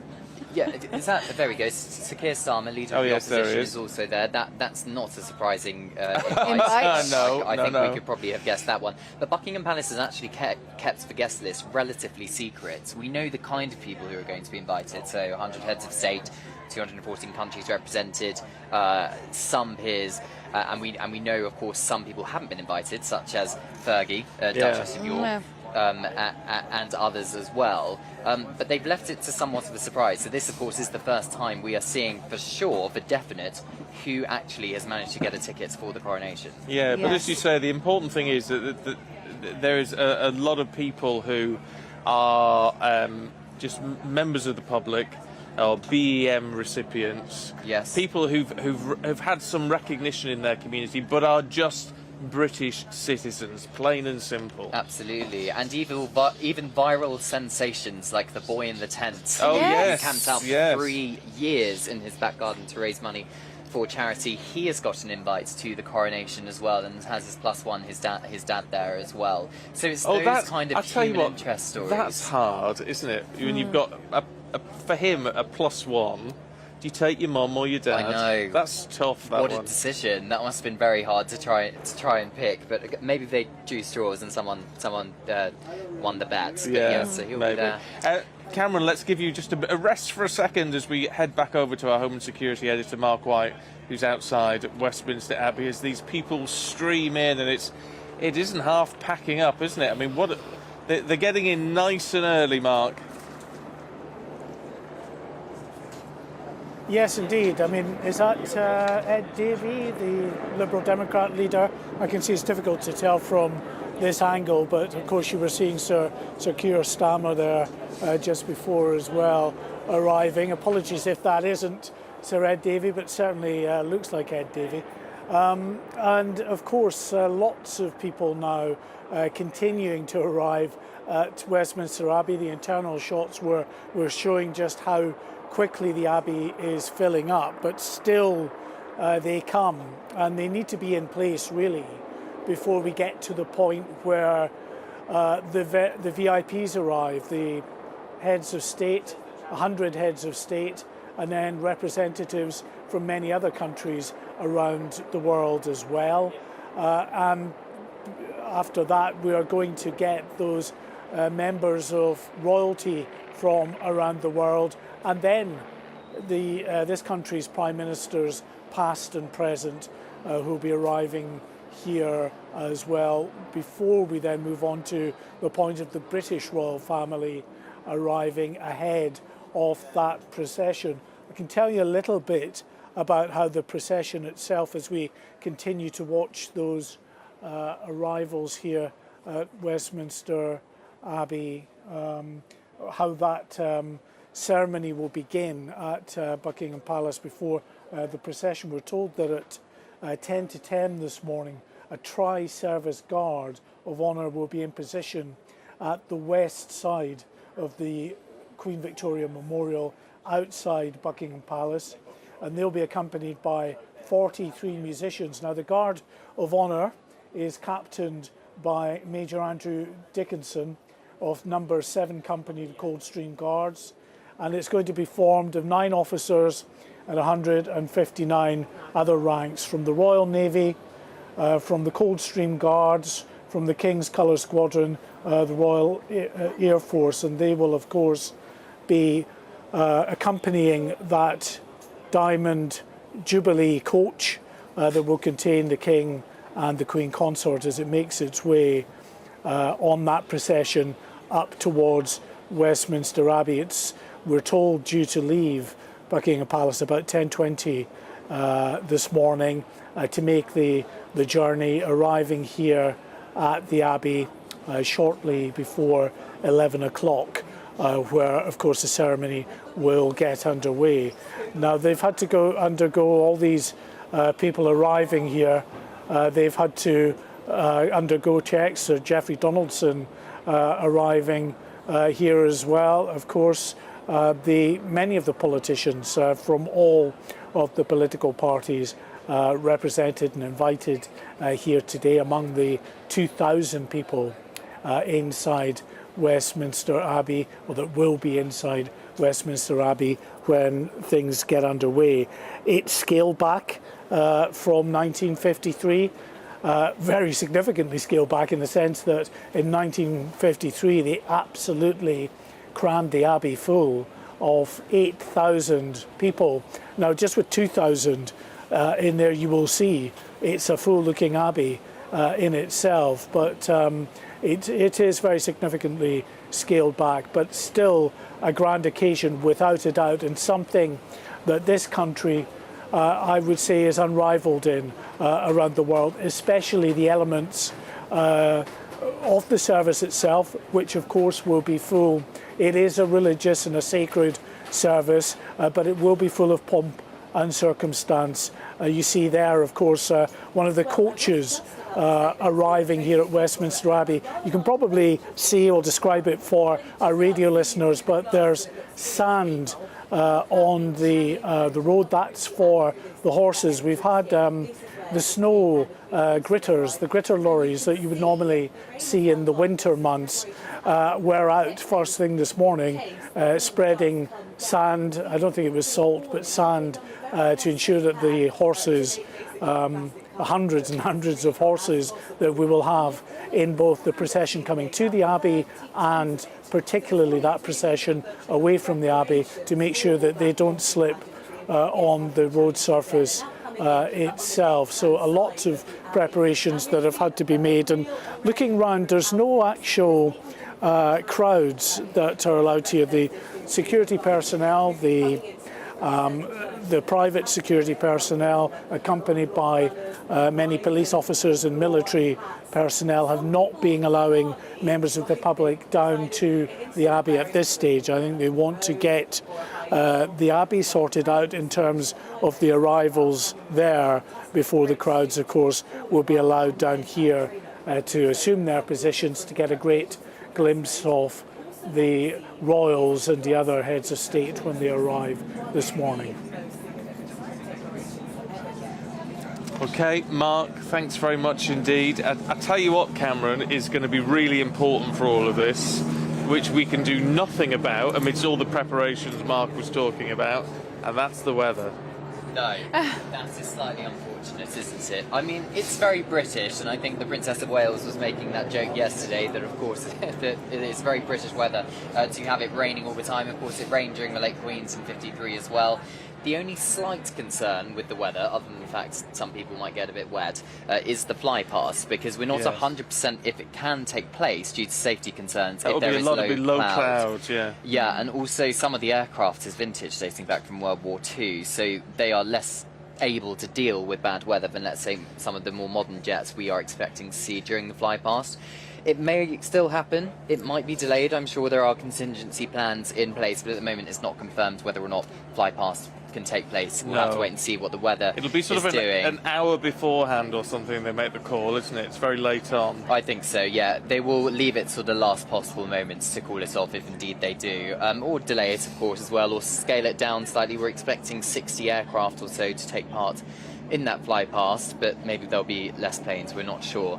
That standard above Buckingham Palace is called the State Standard, I've now found out, which is just a very large royal standard, and it's also going to be flying above Windsor Castle tomorrow for the big lunches, which we're expecting, where people are having street parties up and down the country, and of course the concert in the evening. The fly past, many people have their fingers crossed that it does stay dry for that, because it is the highlight for many people, isn't it, when it comes to these big royal events. The other one is that appearance on the balcony, and we believe, we understand, that the children of the royal family will be on the balcony, because at the heart of all of this is a family affair as well, isn't it? Oh, it certainly is. The royal family is extraordinary, but of course it is like any family that there are children involved, and we remember from the Platinum Jubilee, don't we, Prince George, Princess Charlotte and Prince Louis on the balcony, and Prince Louis very famously didn't particularly like the noise of the planes during the fly past and put his hands over his ears. We're not sure if he's going to do the same thing again this time. But, of course, he's a year older, isn't he? He's 5 years old, so we'll have to wait and see. Yeah, I mean, that was one of the loveliest things for Princess Wales. That's John Kerry, yes. I think I just spotted Emma Thompson. Oh, and Emma Thompson well, I wondered if that was Emma Thompson. And Michael Moore-Purgo, the children's author. I can also see Winston Churchill's grandson sat next to John Kerry. Yeah.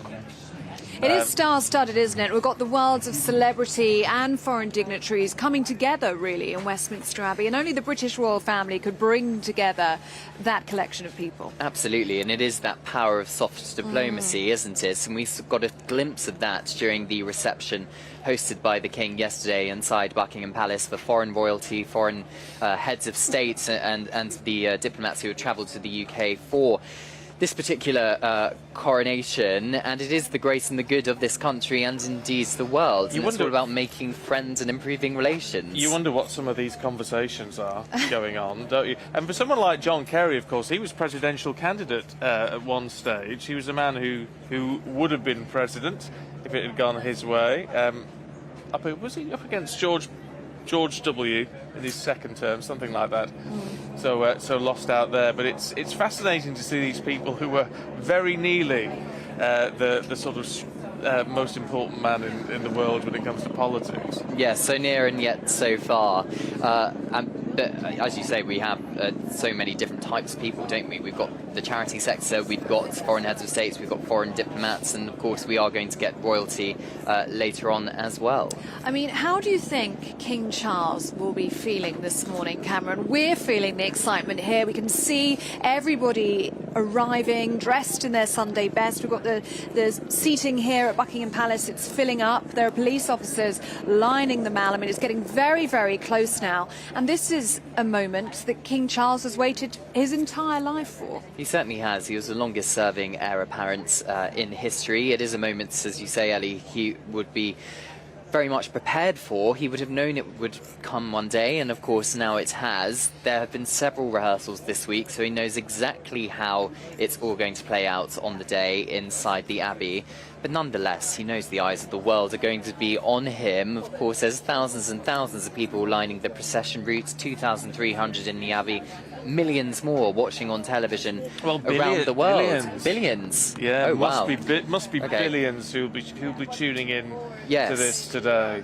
From my understanding, he's very focused on making sure that everybody else has a good time, so putting others before himself. But nonetheless, I think Patrick Christie's, our very own Patrick Christie's, shook his hand yesterday on the Mall and asked him if he's feeling nervous, and he kind of laughed it off. So perhaps there'll be a few little bits of nerves, but we'll have to wait and see how he looks when we see him. And we are expecting him, well, he will need to come here, won't he, from Clarence House. So we are expecting perhaps to see himself and the Queen Consort arrive by car, as we will to the Prince and Princess of Wales. Yes, we might well do. Obviously, the King and Queen Consorts live in Clarence House. Buckingham Palace is just used as an office at the moment. It's still being renovated as part of a 10-year refurbishment programme.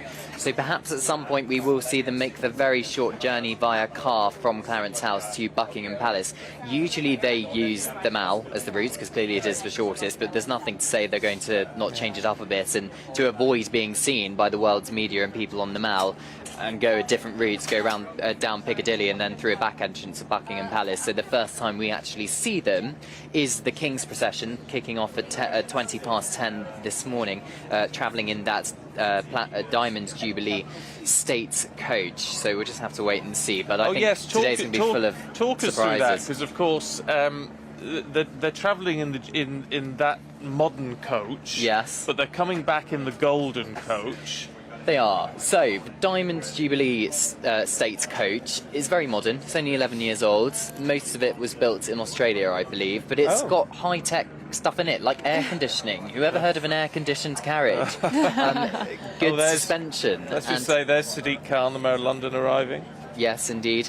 So they're going to be travelling in the King's procession from Buckingham Palace down the Mall, underneath Admiralty Arch, Trafalgar Square, down Whitehall towards Westminster Abbey. Now on the way back they are going to be using the traditional Golden State coach, which is what the late Queen used in 1953 and has been used since the early 1800s, this Golden State coach.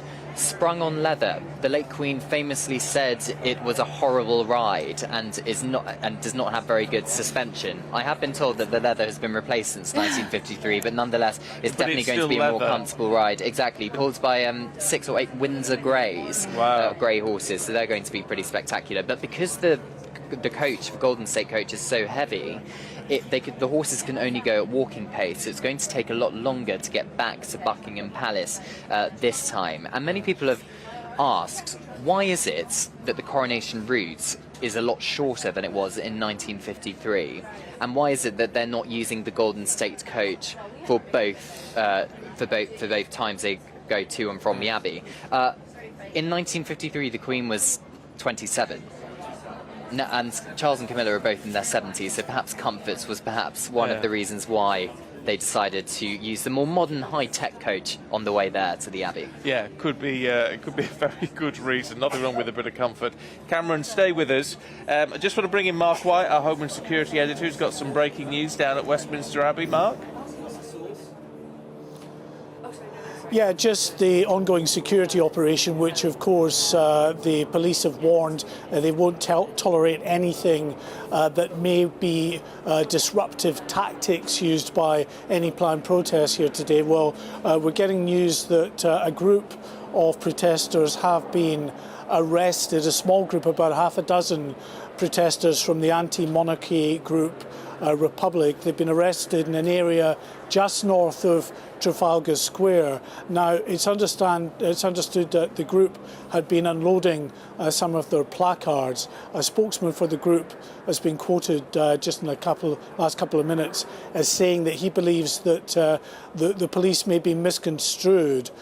Some of the strapping that they were using, he says, around the placards that they've got, that the police felt could have been used for locking on. Now, locking on, of course, is the tactic that these activist protest groups use to attach themselves to each other to make it more difficult for the police then to try to unlock them. They have to get specialist teams in to cut the bolts of handcuffs, take glue if they've glued themselves to the roadways, or indeed if it's straps, they have to cut their way through the straps. Now, we've not got confirmation yet from the Metropolitan Police as to why this group of individuals were arrested. It may be that they've been arrested initially, and they may be de-arrested fairly quickly if the police do believe that assertion, that actually the strapping that they had that was surrounding the bundles of placards was purely just to hold them together and not to be used as this tactic of locking on to each other. But we are expecting potentially more than 1,000 of the anti-monarchy protests to arrive in Trafalgar Square throughout the morning ahead of that procession to hold their own protests. So the breaking news at the moment, a group around about half a dozen of these anti-monarchy protesters from the group Republic have been arrested by members of the Metropolitan Police. OK, Mark, for now, thank you. We're just bringing you these live pictures from outside Buckingham Palace here. There are police officers, a large number of them, it must be said, lining the route here, potentially expecting the King and Queen Consort to arrive by car. Of course, they live in Clarence House, but they have to start the ceremonial procession here at Buckingham Palace. So they will be arriving by car at some stage, and the Prince and Princess of Wales will also be arriving by car. Of course, I always we'll feel bring sorry. that to you. I feel sorry for the police officers here. Do you? I Why? always do, because they do an incredible job, but they don't get to see anything. No. Because they're staring at the crowd and they have their backs to everything else that goes on. Yeah, they have to have their back to the action. They miss it all. They miss out on it all. What have we got in terms of people getting in touch? Yes, Ellie? loads of you getting in touch this morning. Thank you so much. This hasn't got a name on it, but it says, hello from sunny Kuwait. I'm watching GB News as I do every morning while having breakfast. I plan to stay in for the rest of the day and continue watching the special days events. Thank you, and wishing you the best. And do continue watching after us, because we will finish here at 10 a.m, but our very own Nigel Farage will be taking over to take you through all of the day's events, that ceremonial procession from Buckingham Palace all the way to Westminster Abbey, and the ceremony itself. So do stay tuned. We'll have it across the whole of the day. And he's got the great David Starkey with him, who will commentator extraordinaire, and our very own Alistair Stewart Yeah, and is taking part as well. Though he's retired from his television work, he's come back especially for us. So he's going to be taking us through that as well. And that's going to be wonderful, isn't it? And do you know what is so remarkable is how much has changed since the last coronation in this country. 70 years ago, for Her Majesty Queen Elizabeth II in 1953, Sandra's been in touch and said, I was 10 for the last coronation. My dad saved up and bought a small TV for the neighbourhood. Mum and Dad were invited, and they invited many of our neighbours to watch in the front room. It was packed. We bought a special coronation coach and horses. I still have the coach, but the horses sadly no more. Thank you, GB News. I love all of your coverage. There's the Chancellor of the Exchequer and the Secretary of State for Defence arriving in Westminster Abbey. And of course, for Ben Wallace, the Defence Secretary, that's quite something, isn't it? Oh, there's Adam, what's his face, who's the comedian. I've forgotten his surname now. Yeah. He hosted The Last Leg on Channel 4, didn't know. He's been invited along. Adam Hills, there you go. But for the Defence Secretary, actually, a lot of pressure on him, Cameron, for all of this. I mean, I know he's not sort of directly linked with what all the preparations that have been going on in that sense. But Anton Deck, we've been told, are coming in now to Westminster Abbey. Now, they know King Charles very well, don't they? Oh, do they? They do, done lots of work with the Prince's Royal Trust Variety as well. performances over the years. But quite something for Ben Wallace, and to see all these thousands of members of the armed forces taking part in this. Absolutely, and I think many people forget that the ceremonial soldiers we're going to see on display today are serving members of the army. They have been on deployments in Iraq, Afghanistan and various other places around the world, and of course Ben Wallace is in charge of all of that. But you're right, he won't have had a direct input into the planning and the proceedings of the day. This is very much a ceremonial role of the British Armed Forces, putting on the display of pomp and pageantry rather than anything else. But nonetheless, a pretty special day, I think, for any government minister who has been invited to the King's coronation. I also have a little bit of an update on the change to the homage of the people. You remember I was speaking to you earlier about the fact they have done a last-minute change, so it's very clear that it's an invitation to swear your allegiance to His Majesty the King rather than a demand, as some people interpreted it as when we broke this earlier in the week. So a Lambeth Palace spokesperson, who is the which is the official residence of the Archbishop of Canterbury, they're saying the homage of the people was always an invitation rather than an expectation. To provide further clarity, as the order of service was finalised, it has been mutually agreed by Lambeth Palace and Buckingham Palace that the introductory words will be changed. This reflects the collaborative approach that has been taken throughout the coronation planning. We are looking forward to the service with much joy and expectations. That is a confirmation. Buckingham Palace were also involved in that decision, that they were going to change the wording slightly in the order of service of the homage of the people. And we can see King Charles's touch on so many parts of this coronation celebration and indeed the ceremony. He's made it his own, hasn't he? You certainly can, even down to the flowers which have been put into Westminster Abbey. All about, of course, sustainability, wildflowers, something which, of course, the King is very involved in and has had a passion for 50 years or so now. And many people are making the point that the King, as Prince of Wales, was very ahead of his time when he was talking about the environment and sustainability. And it's only now, really, that the world has caught up with him. So a nod to his work, his charity work. Yeah. It's just a wonderful thing to see all of this. There's Anton Deck again, chatting away to some celebrity pal, no doubt. But it's Joanna Lumley.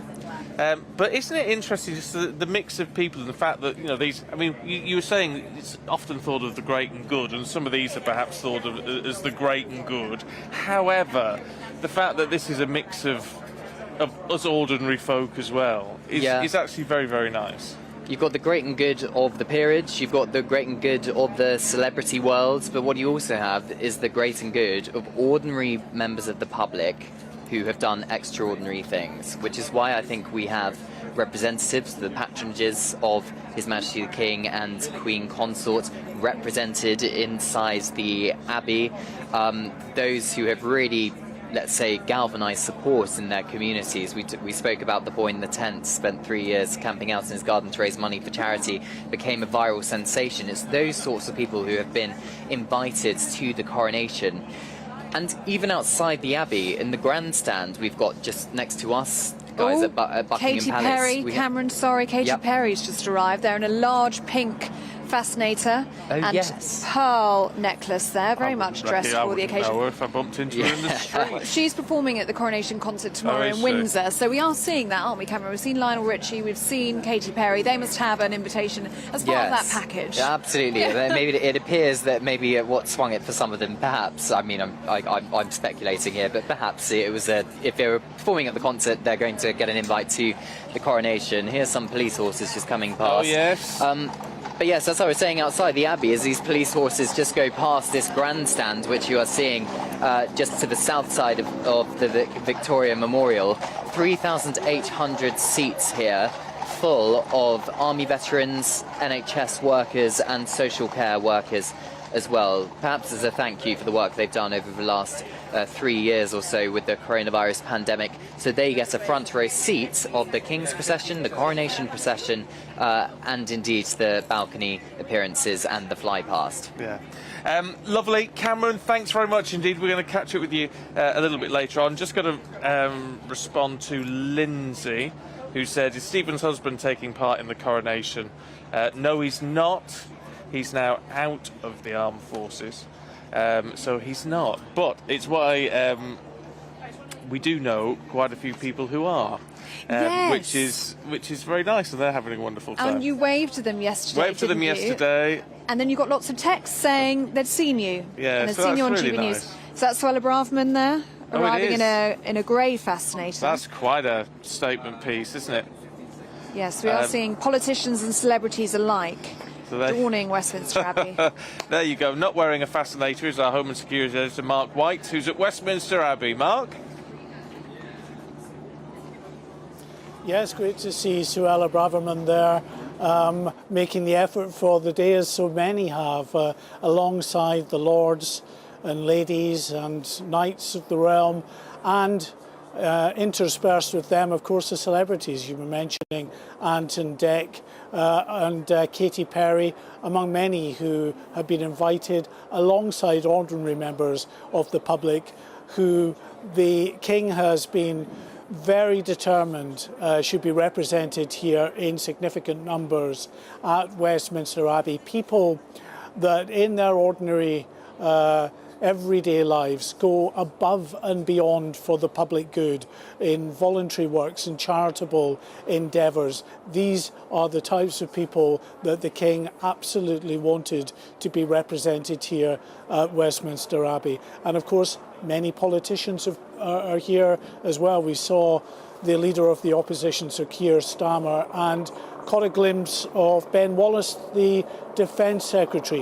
What a big day it is for Ben Wallace. He will be rightly proud, I think, of the military involvement, all those within his department who have toiled long and hard to hopefully make this day pass without a hitch. And to be the kind of spectacle of pomp and ceremony that we are unrivaled at, I think, anywhere in the world. Ben Wallace himself, of course, a former serviceman, a captain in the Scots Guards. I knew him back in the day up in Aberdeen when he was still serving, and since then, of course, he's gone on to forge a political career which has in effect gone full circle, as he's back now steeped in the military. And 9,000 members of the military under Ben Wallace's stewardship will be represented here today. 4,000 are taking part in that procession from Westminster Abbey back to Buckingham Palace. But it's not just the thousands taking part in the procession. What you've got, you were seeing them outside Buckingham Palace, all the police officers,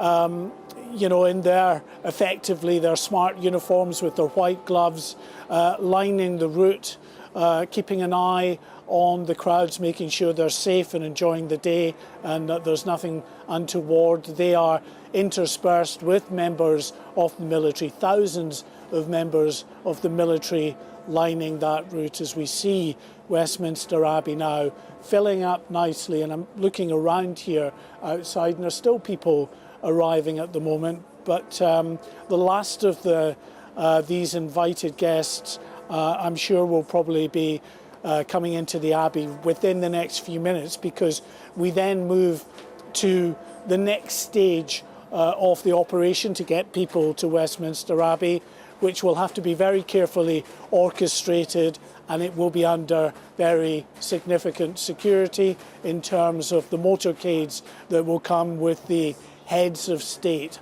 100 heads of state from around the world, but not just those heads of state. There'll be other government representatives from many other countries around the world. High-profile figures like the First Lady of the United States, Joe Biden, representing her husband, Joe Biden.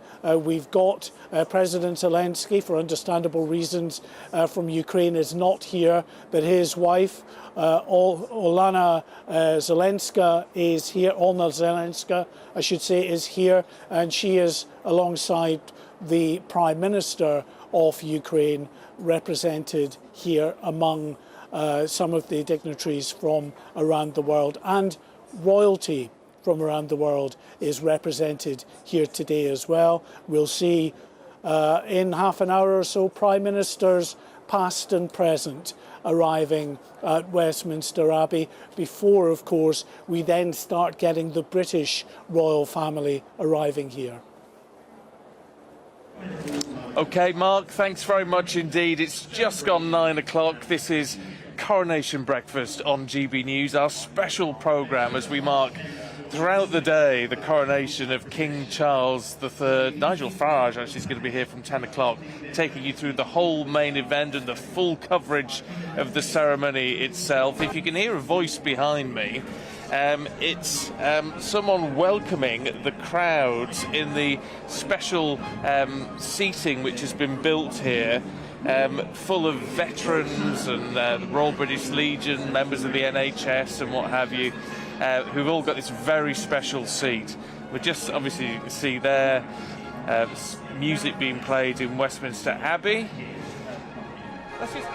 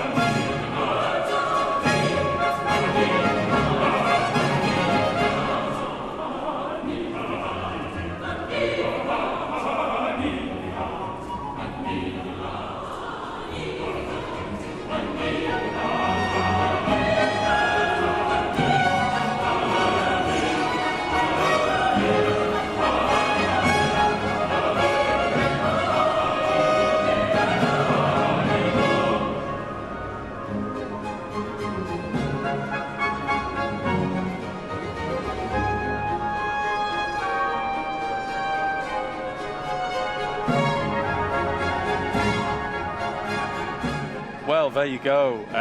How beautiful is that? Absolutely stunning there in Westminster Abbey. We're joined here at Buckingham Palace by the one and only Eve Pollard. I don't know which sort of job title to give you, Eve. You've been done so much over the years. Old lady who's been around. Old lady Eve Pollard. Grandma in chief. Well, I'll tell you what, it's lovely to see you this morning. Isn't this nice that actually with all the people who have to sit in Westminster Abbey for hours and hours and hours, the entertainment begins, if you like. Yes, beautiful songs that have actually been asked for, requested by the King. And you know the music will be wonderful because that's his passion, isn't it? Yeah. They're all very worried about how long they can go sitting in those seats without going to the loo. Sounds like us. But they all look wonderful. They probably all prepared, not had breakfast, not had drink. And they'll sit there and they'll be watching history being made, won't they? It is. What do you make of this? Jean from Milton Keynes has been in touch and said, on a day like this, how can anyone not be proud of the United Kingdom? Well, this is true. This is what we do well. I mean, London certainly has been full of tourists since the very sad funeral of our late Queen, because people I spoke to, Americans, people, French people, Italians, African people, said we watched on the telly, and anybody who could afford it has come over to see Britain. This is what we're brilliant at, and it's rather special. I mean, the pomp and pageantry is just, as you say, what we do best. It is the best of British. We're seeing these fantastic... And the crowds, as I walked here, I mean, crowds and crowds of people. Everybody said nobody would come and it would be whatever. Yes. The rain would fall and that would be it. The rain may yet fall.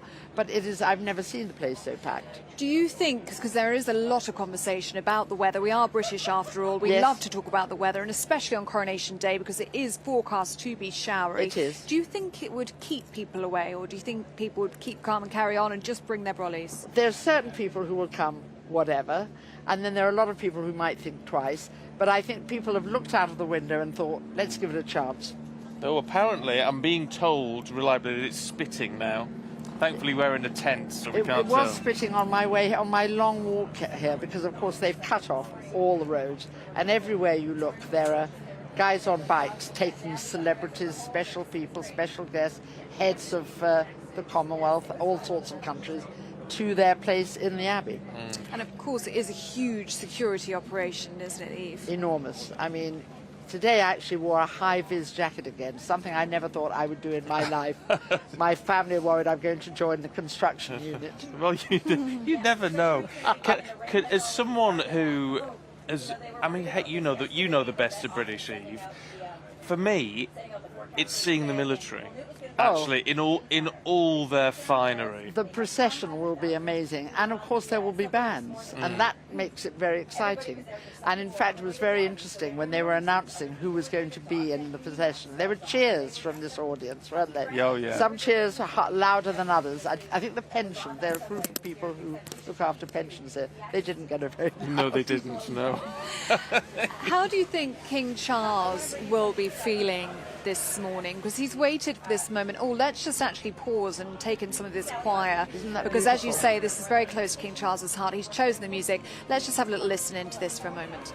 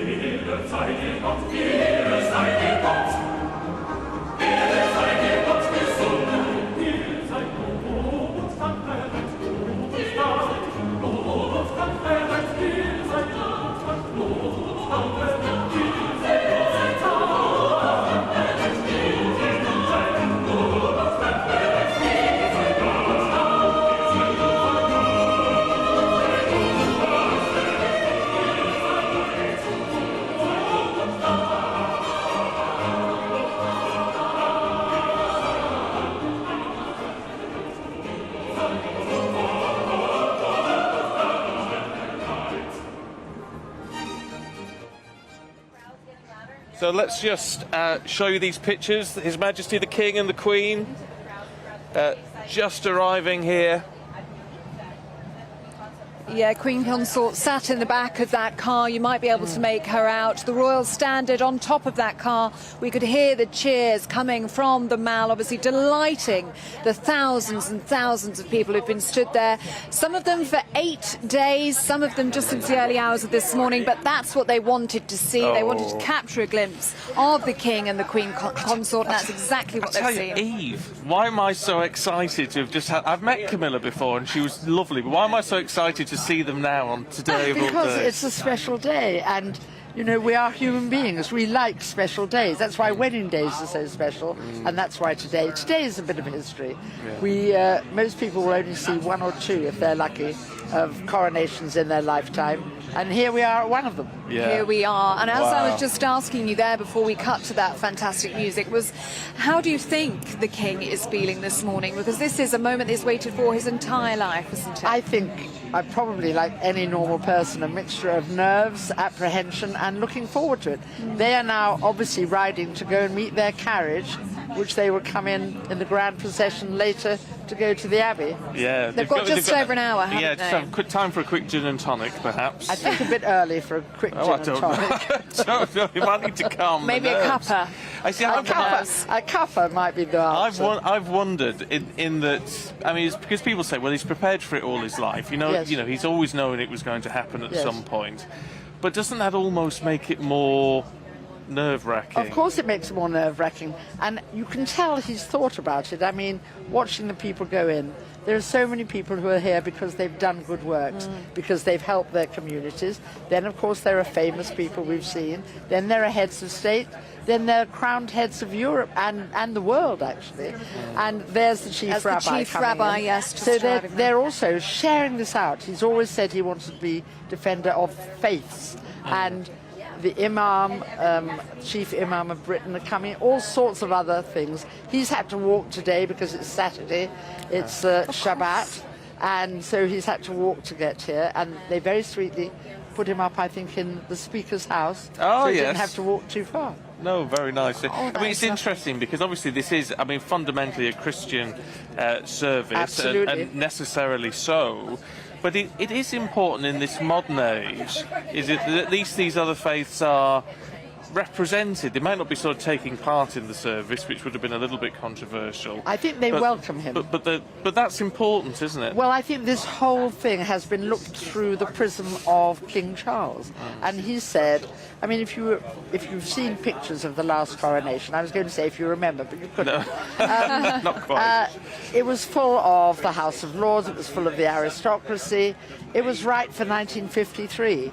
Here we are, 70 years later, and he's trying to say this coronation is not just for me, it's for all of us, it's for the entire country. And I think they've done everything they could to include people from all parts of the country, ordinary people who've done great things and are being rewarded by a day out they will never forget, probably. And that's been so obvious, hasn't it, Eve, in the run-up to this big day? I mean, even yesterday we had that surprise walkabout by the King on the Mall, and then the Prince and Princess of Wales joined him as well. I mean, there is a want from him to be amongst the people. You get that sense from him, don't you? I definitely think that, and I definitely think he more or less wants to say thank you. Thank you for making the effort. Thank you for supporting me and my family. Some of those people I recognise from standing outside St Mary's for many hours waiting for a royal baby. Yeah. There is a slew of them, but then always new people come along and say, I want to be part of this. Isn't it interesting, though, because we keep saying, you know, for a lot of people, this is, you know, for most people, this is their first coronation. Sure. And for some, it may be the last, or their only one. Ruth's been in touch from Hertfordshire. She says, in 1953, there were 27 of us family members watching our 17-inch black and white TV.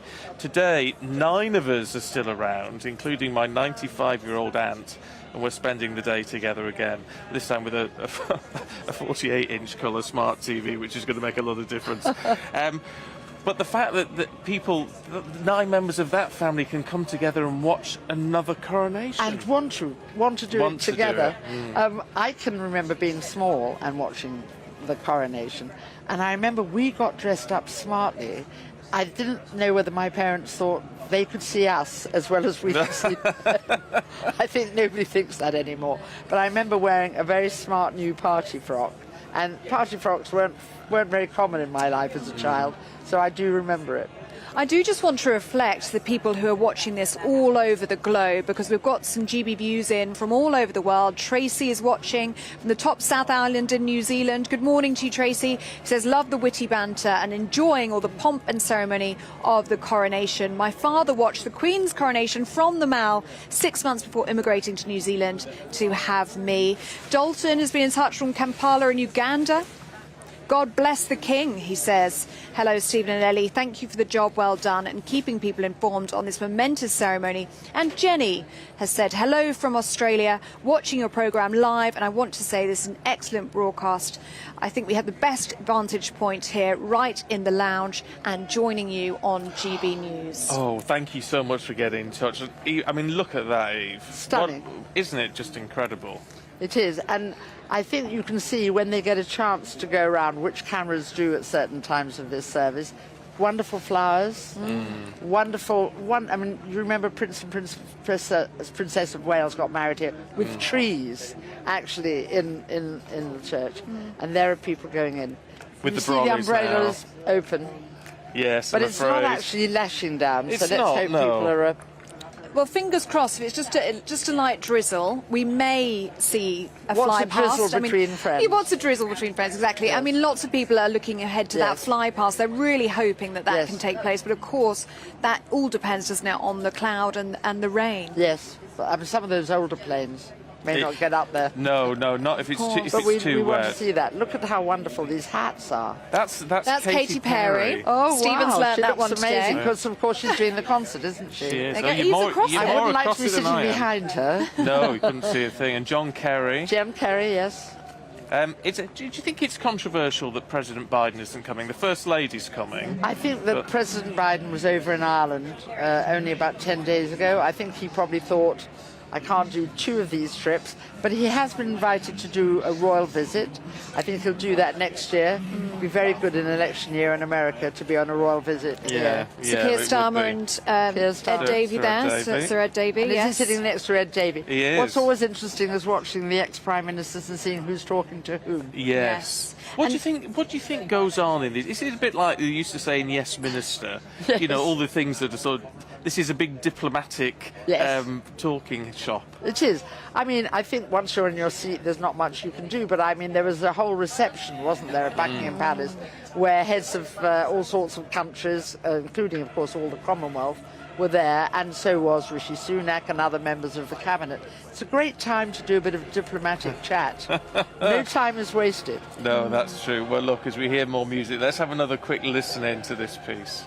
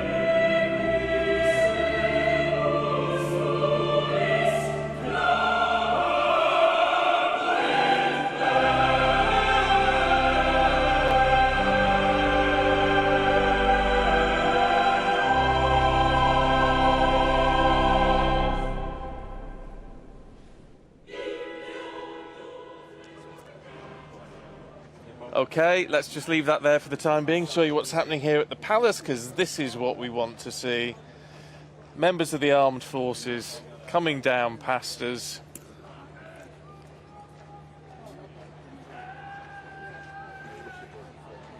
Just stunning to see. With their In the- bearskins and their red ceremonial jackets. Absolutely pristine, aren't they? It's just fantastic to see. And this is, I mean, this is the best of British. This is isn't the it, best Eve? of British. Shiny, smart, in time, absolutely perfect. This is what we've come to expect. And the crowds here are absolutely loving it. The special seating in front of Buckingham Palace, which we know is been taken up now by NHS workers and RAF and armed forces Sure. and veterans. Sure. They've been doing the Mexican wave here, They haven't did they? a bit of Mexican wave, and when, of course, the bearskins appeared, they loud shout of hooray.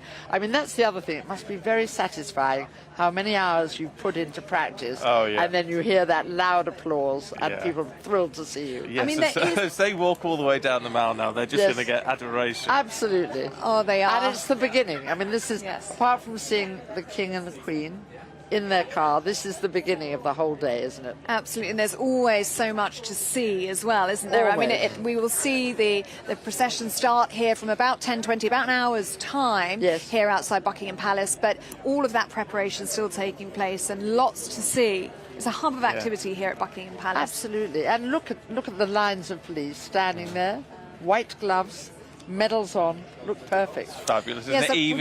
It's a joy to see you this morning. Lovely to see you. Thank you Lovely very to be much here. Really indeed. good to see you. Okay, let's head back to Westminster Abbey. Mark White is there for us. Morning, Mark. Good morning. Yes, still some people arriving, the invited guests that have clearly had to wait some time to get through the police security checks to make it into Westminster Abbey itself as the preparations continue around here. And we were listening to that amazing music from inside Westminster Abbey. 12 original pieces that have been composed for the service, and we know, of course, as well that all of the music has been picked by King Charles himself. And the most important piece, I would imagine, is the Coronation Anthem, which has been specially commissioned and composed by Lord Andrew Lloyd Webber. Now, he's said that, you know, it's a great honour for him to have composed this piece, Make a Joyful Noise,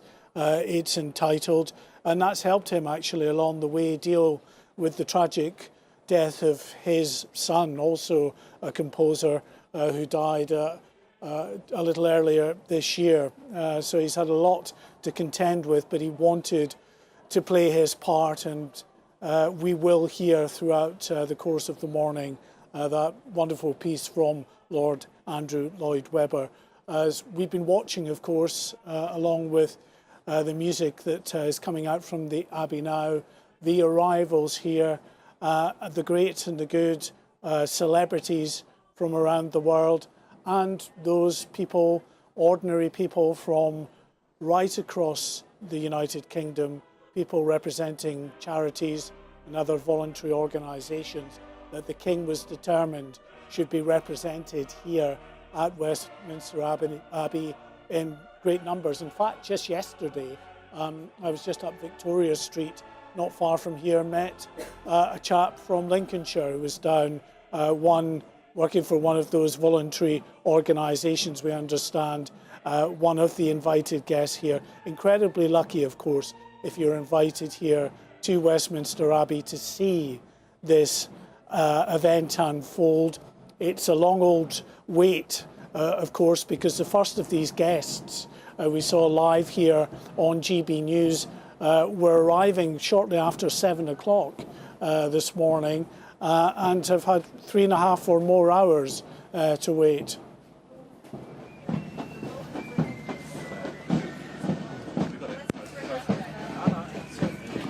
Okay, I think so Mark's finished there. So it's all getting very loud here because we've got one of the bands heading our way. Let's get some shots of this for you, because again, this is what it's all about. This is part of the celebration. And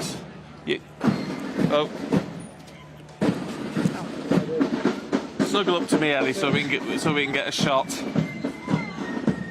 This is wonderful, and this is the best of British. This is what it's all about.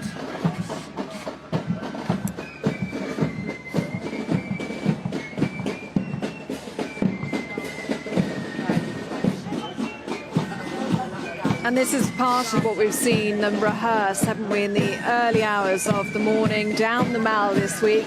We're seeing all of that practice put into action.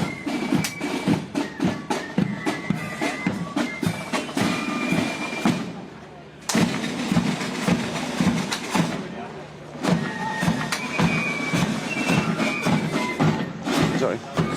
No idea.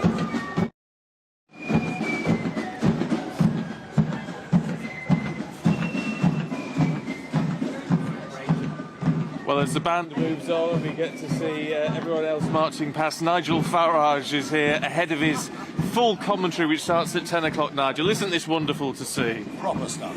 Oh, yeah. Proper stuff. And of course, remember, these are not just ceremonial troops. These are fighting soldiers, they're medics. Yeah, magnificent. And we can genuinely say that we do this better than anywhere else in the world.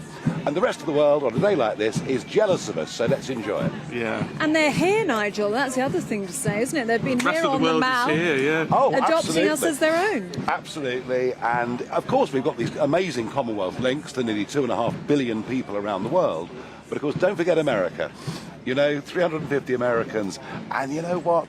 They've got their presidency and all the rest of it. But most Americans think, wow, this is something special. You were chatting to President Trump the other day, weren't you? What does he make of all of this? Well, his mother, of course, came from the Western Isles. His mother adored the Queen. And he said growing up, whenever there was a big ceremonial occasion, shots would be cabled in to their house in Queens, New York. So he kind of grew up with the Queen. And I'll tell you a story. After the state visit, when he came here for the full state visit, he rang me. My phone rang. Goodness me, he said, "Hey Nigel, I've just been to see the Queen." He was like an excited schoolboy. And I mused to myself that the two most famous people in the world had probably sat down and had tea. So no, he very much thinks the monarchy suits the United Kingdom, thinks it works for us. But isn't that the strength of the British monarchy as well? As you say, the most powerful man in the world at that time, bowing with respect to Her late Majesty Queen Elizabeth II. Yes, I think she was an exceptional person. I think we'd all agree on that. And there are, Charles has got his fans and he's got his detractors. But the important point to make today, this isn't just about one individual. This is about an institution that has evolved and changed. We had our go at being a republic. It was a complete and utter catastrophe. And we've got a constitutional monarchy. And I think with the Jubilee, the funeral, now a coronation, 3 major events that have taken place in just about a year, I think we're reminding ourselves that actually, do you know what? For all its faults, our system works pretty well. It's interesting, though, you see, because there are detractors of Charles. But part of the thing, and I guess it's part of why today is important, is that it's about respect for the institution, isn't it? And respect for the role of king or queen, rather than whether you particularly like the man himself. Because if those people who don't. We put this system together in 1688. It served us incredibly well. And we've had some very unpopular kings during that time, and some very popular kings and one amazingly popular queen. Look, Charles and I, we've had our differences face to face over the years. Oh no, we certainly have. Although I must admit, he always does it with good humour. The last time I saw him, he was about to give a speech. He said, "Oh gosh, Nigel, you're going to hate this." Well, that shows a certain humanity. And look, I think he's a very good, very decent man. I might not agree with all of his views, but hey, he's a good guy. I tell you what, that's what I quite like, though, because if you look at what you do on your show on GB News, it's you have people that you don't agree with the people you have on. It's about disagreeing sensibly. Well, and is that the way that Charles has now got to be? Yeah, very much so. He clearly cannot be seen to be too one-sided on any particular political issue. That'd be a huge mistake if he does. But famously, he was once asked, would he stay out of politics when he was king? To which he replied, "What do you think I am, a complete idiot?" Yeah. So let's hope he keeps to that. Okay, let's just, as the next marching band comes past, let's just have a listen into this.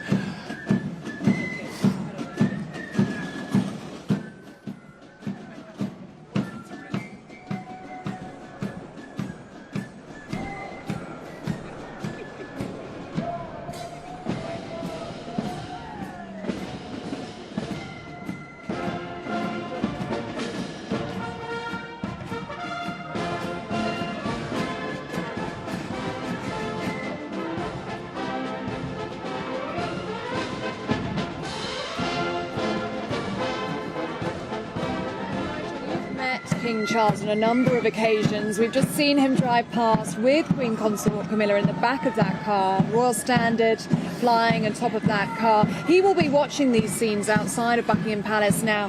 How do you think he'll be feeling? He's been waiting his whole life for this moment, hasn't he? Nervous, I'm sure.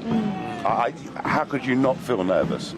Just wanting everything to go right and knowing that one minor little slip, a word out of place, standing in the wrong position, not being seen to sit down correctly, if any of those things go wrong, he knows that around the world he'll probably get laughed at. So it's a heck of a thing that he's facing. It really is. But do you know what? You've got to have every confidence, have you? These things are planned to precision. When you look at how the military are behaving in all of this, it's why when we've got these bands going past and things, I like to just take a pause and say, let's listen, let's watch this, because these men and women of the armed forces have been planning this actually for years. Oh yes, and I mean the funeral I was here for the funeral, it was absolutely flawless, but things can go wrong. We're dealing with human beings here. Oh yeah. And the weather could go wrong too. Well, it's just coming down a bit more heavily now, but there you go, never mind, we are British. It rains on all important days. This is the third coronation in a row that it's rained. It rained on D-Day, and hey, things have worked out all right. Well, yes, we could see similar scenes to that Jubilee. Was it the gold, where it was absolutely lashing it down there on the Thames boat? Yes, do you remember? Yes. Biblical rain. They got soaked, and in fact, the Duke of Edinburgh was taken ill after that, if you remember. Oh, it was the first time we'd really had any concerns about his health. Isn't it interesting? That was because they had a couple of thrones on their royal barge, didn't they? But they stood. Yes. They stood for the whole thing, which was remarkable. I mean, the stoicism of Her Majesty Queen Elizabeth. And it's going to be interesting what lessons we now see the King taking from his mother in terms of his stoicism and determination and his determination to serve the people of this country. Oh, I don't think there's any doubt about that. Very good friend of mine was a classmate of his at Gordonston, someone that I worked with for many, many years, and even from his teenage years, he knew he'd been born to duty. Now, he's had to wait a remarkably long time for it, but I have no worries about that at all, and I think, he knows that you've got to go out around the country, you've got to engage with people, you've got to cut ribbons, you've got to do all of these things. I mean, the only time, Queen Victoria became incredibly unpopular because her period of mourning after the death of Albert, she literally hid. Yeah. And people said, well, what's the blooming point of this if we can't actually see our Queen? I don't see any danger of him making those mistakes. And Camilla, I mean, what an extraordinary journey. From being deeply unpopular, pilloried in the press, and she played the game beautifully. Never opened her mouth, never said a word, just kept quiet, and allowed the British public to judge her by her actions, by her devotion to duty. I've met Camilla, and I have to say, I was really struck by her, and it was at a charity event, and how knowledgeable she was about, it was a diabetes thing, and how knowledgeable she was about all of that, and how compassionate she was, actually. And I tell you what, I'm quite relieved that we can now drop this consort nonsense and just call her Queen Camilla. Yeah, I mean, it would have been very difficult. There needed to be a period of time since the 8th of September when Queen Elizabeth II died. We needed that period of time, and I think consort was useful for that period. Yeah, but it's nice just to now have for the first time in my memory, my living memory, having a king and queen. Well, absolutely, absolutely. And like we have a Duke and Duchess of Edinburgh and a Prince and Princess of Wales again. Yeah, look, we've had our problems with Harry and Meghan and Andrew and all the rest of it, but we should remember that actually there are still some very hard-working members of the royal family. Oh, I mean, people like Princess Anne, who just through absolutely selfless devotion. And you go to an event that Anne's at and she chats to people, she makes people feel comfortable, and there is a feeling with the modern monarchy that actually we can talk to them as human beings. And I thought the fact Charles a couple of days ago just stopped outside this tent and just went into the crowd and talked to people. Lovely touch. But again, Nigel, it's that sense of him wanting to be close to the people. We get that from King Charles. We get it too from the Prince and Princess of Wales, who joined him on that walkabout. Absolutely delighted the crowds. Do you think that he should do what his late mother, Queen Elizabeth II, did? Almost the moment that crown was put on her head at her coronation, she went out on a Commonwealth tour and went to the nations around the world, reminding them really of the strength of the British monarchy and how it can be so loved. There are some debates, of course, about the realms, about whether countries will maintain the king as head of state, and there's a very heavily political role that China is playing in all of this. trying to chip away. But the important thing to remember is there are over 40 countries that are independent countries, self-governing in every way, do not have the king as head of state, but are still members of the Commonwealth. And I think a massive global tour is very important. Yeah. Well, I'm sure something like that will happen. Oh heck, just seeing. Andrew's just gone past. Oh, was that Andrew? Yes. It's interesting. I don't quite know what to be, because it's that division between a family affair, which it of course is, but also the public side of this as well with Andrew. Yeah, difficult. It was tough for him not to wear military uniform, of course, at the funeral, given his Falkland service, etc. Tough times for him. I believe that was Olga Zelensky, the wife of President Zelensky. I think that's who we just saw walk into Westminster Abbey. Forgive me if I'm wrong, because that was not the best angle, but I believe that was the wife of President Zelensky, who is here obviously to represent him and the people of Ukraine on this momentous and historic day.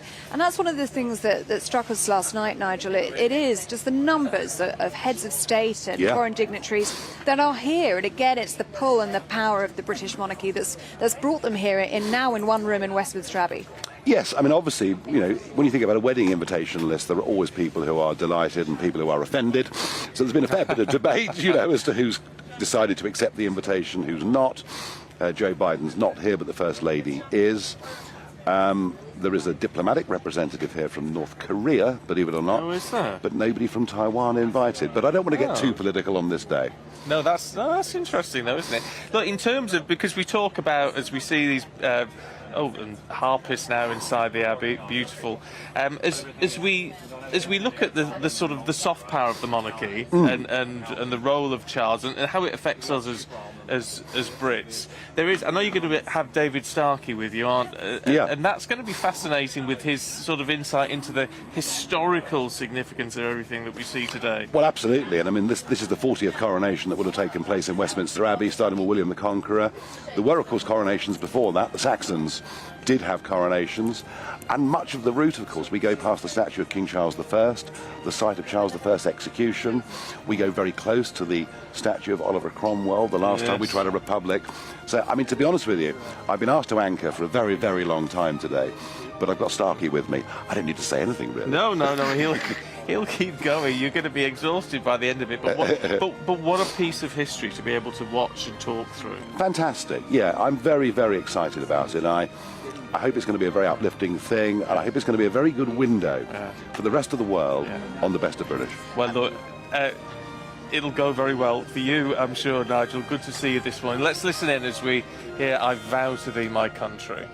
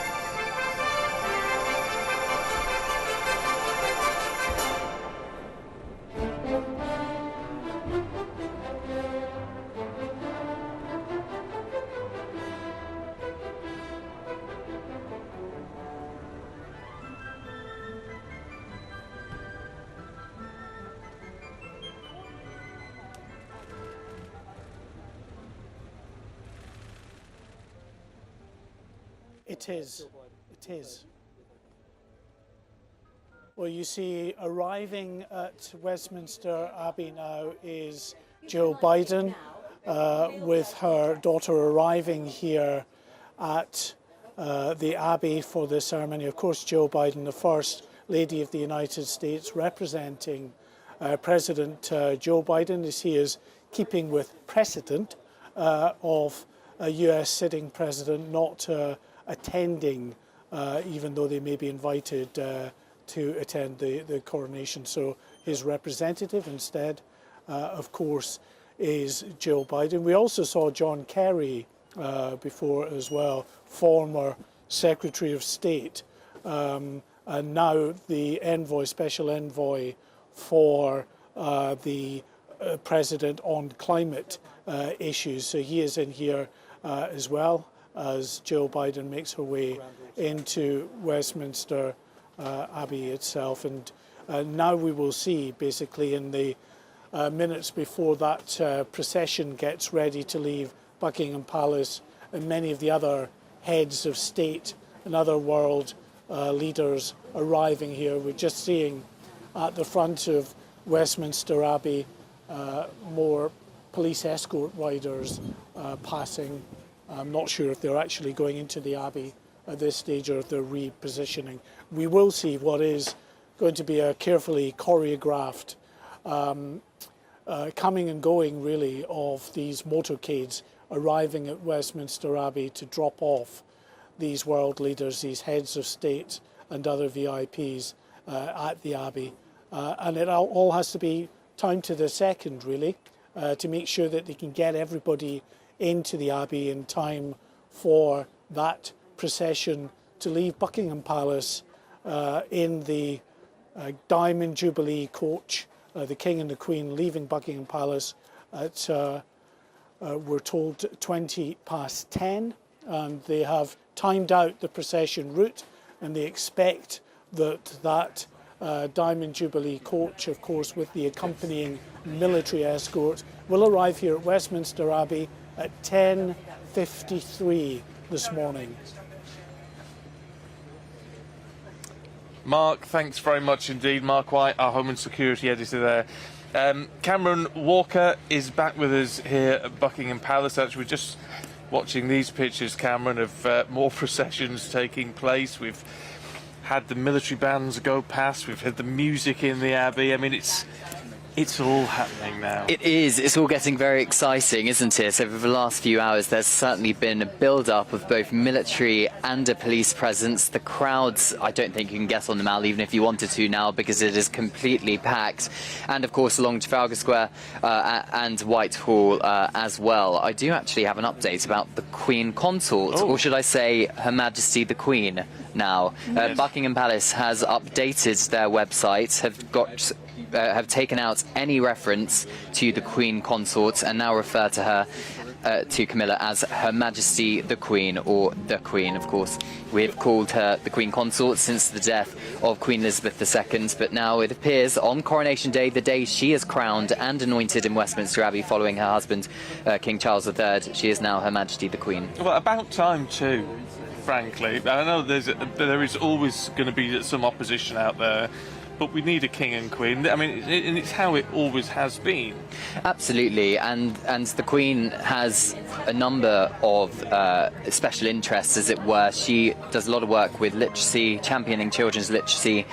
She truly believes they have a better start in life if they learn to read young. She also supports women and tries to tackle domestic violence with her charities as well.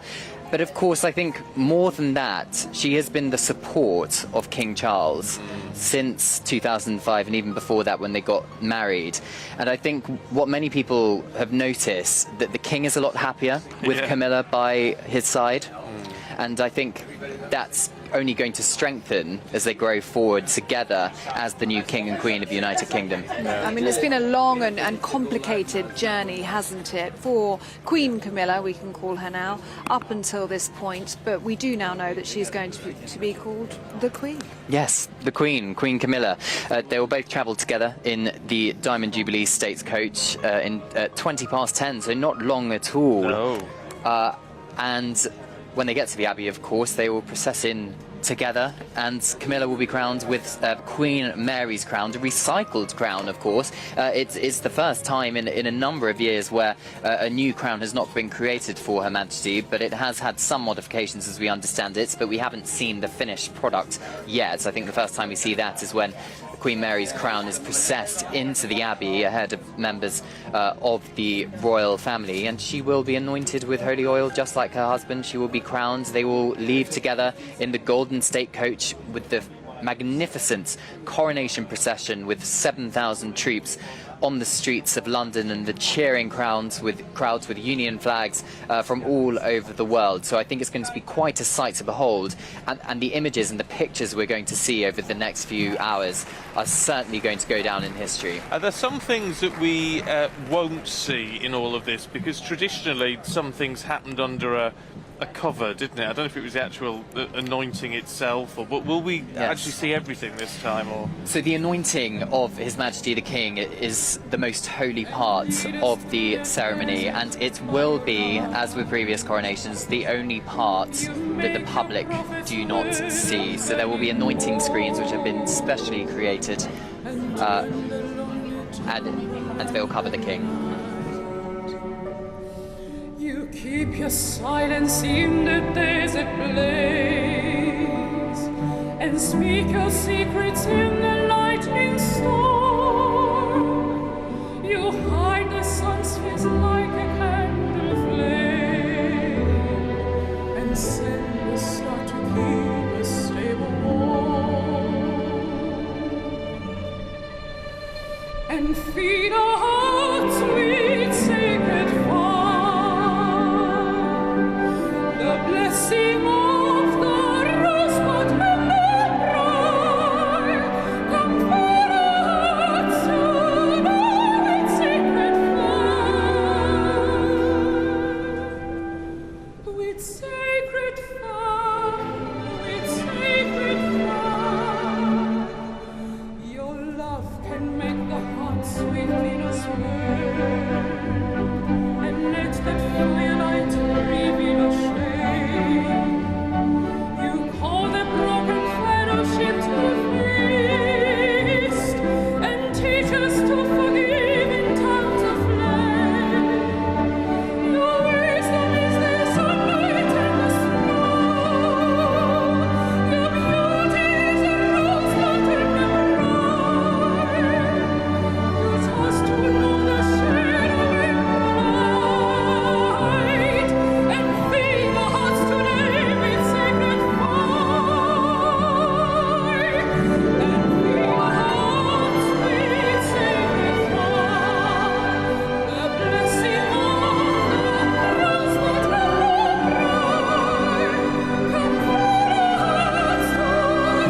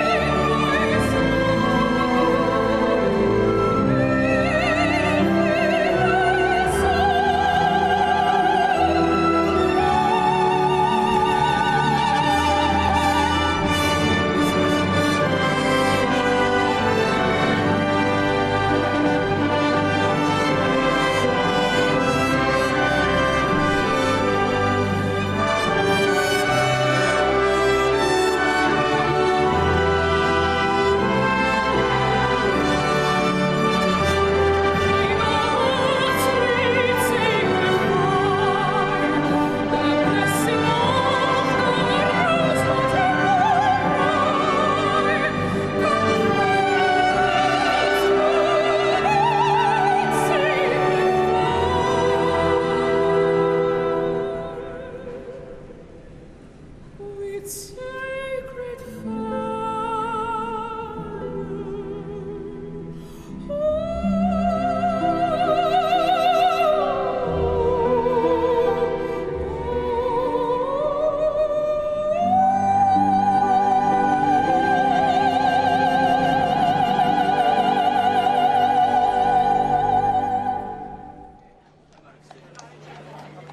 what a beautiful piece performed in the Abbey. The most extraordinary outfit if you're listening on the radio. I've never seen shoulder pads quite like it.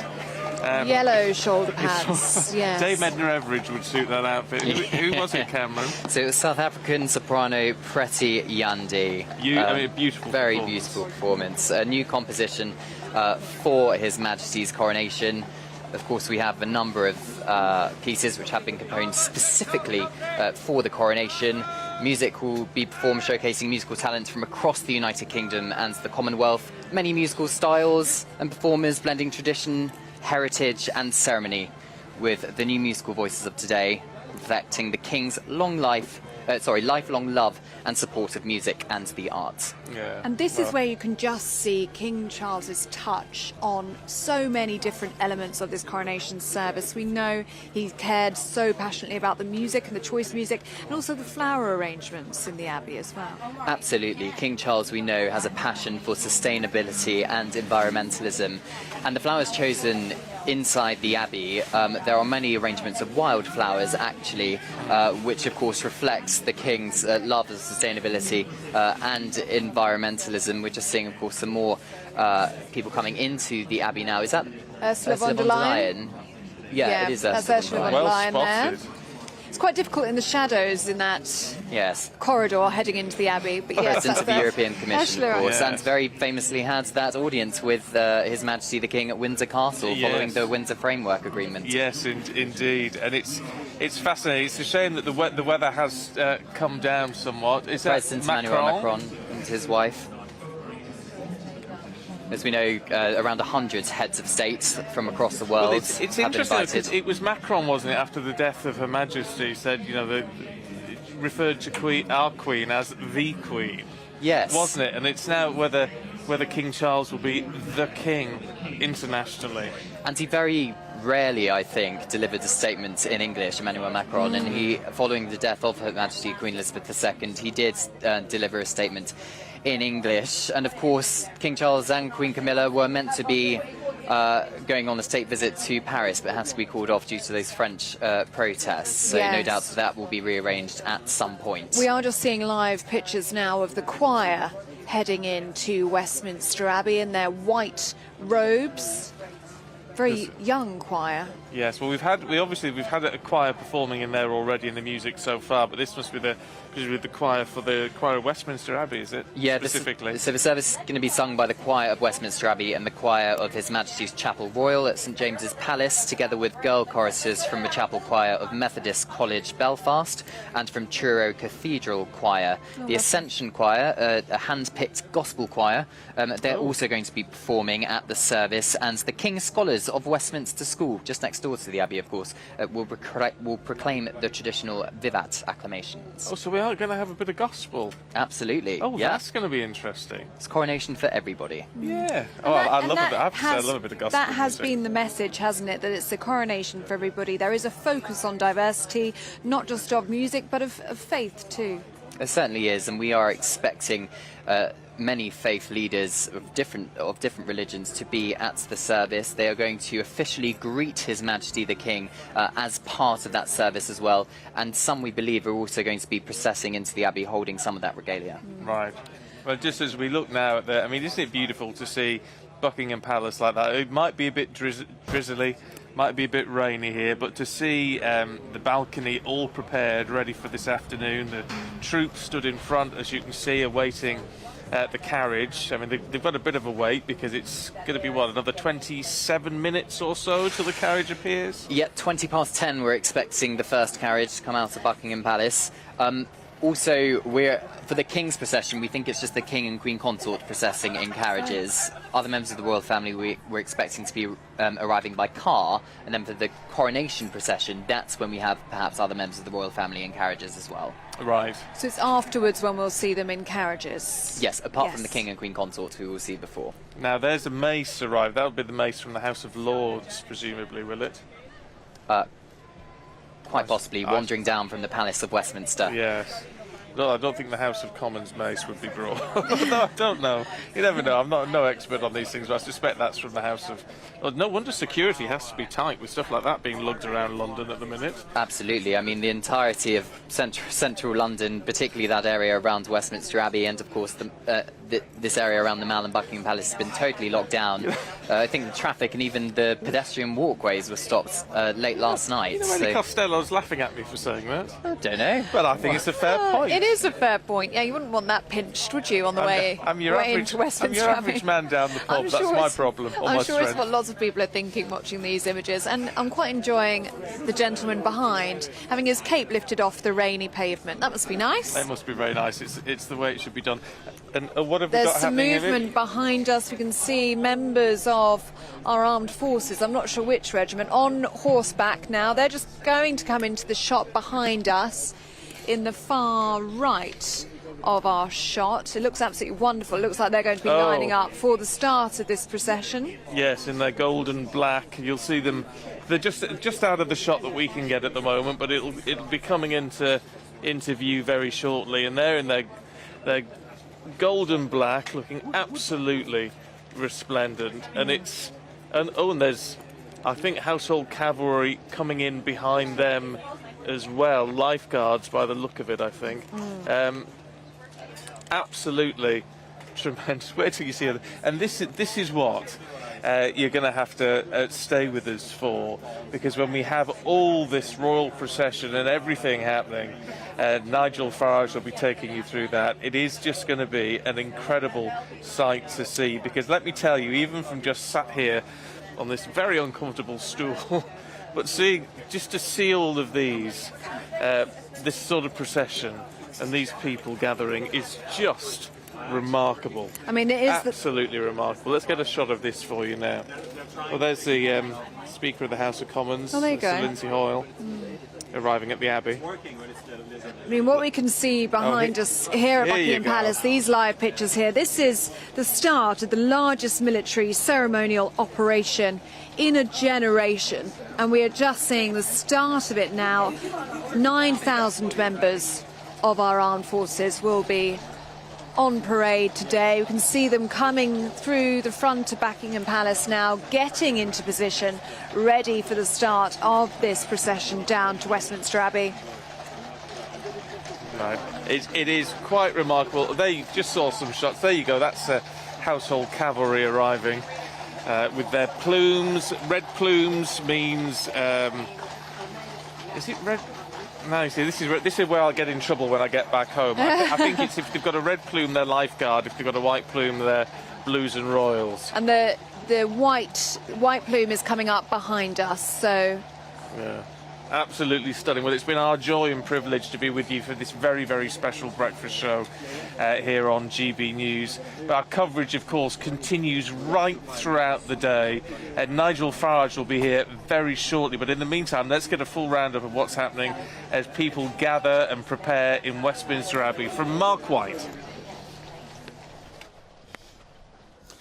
Yes, you were seeing a Royal Guard from the Royal British Legion, one of the many groups and organisations participating in this ceremony as the leaders from around the world, heads of states from 100 nations and many other senior representatives of other governments from around the world arrive here at Westminster Abbey ahead of the procession, which is due to get underway not too long from now.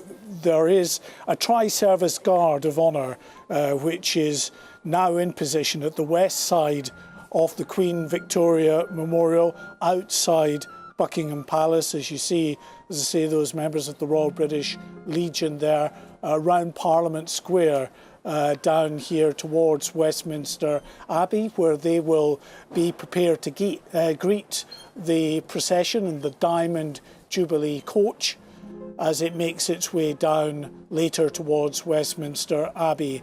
And all along the route there will be members of the military there paying their respects.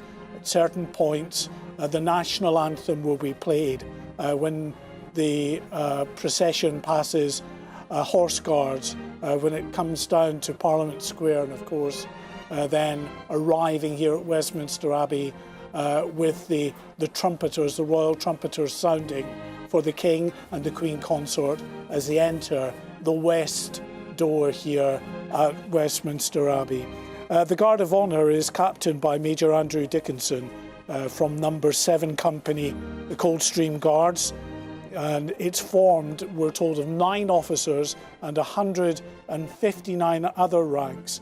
They are representing the Royal Navy, number 7 Company of the Coldstream Guards, and also the King's Colour Squadron from the Royal Air Force. It is a tri-service turnout here, the Royal Air Force, the Royal Navy, along with the Royal Marines, and of course the Army, represented by 4,000, I should say, soldiers from the British Army, and 4,000 military personnel is the number 2 that will be in that procession once the King and the Queen have been crowned, and they then make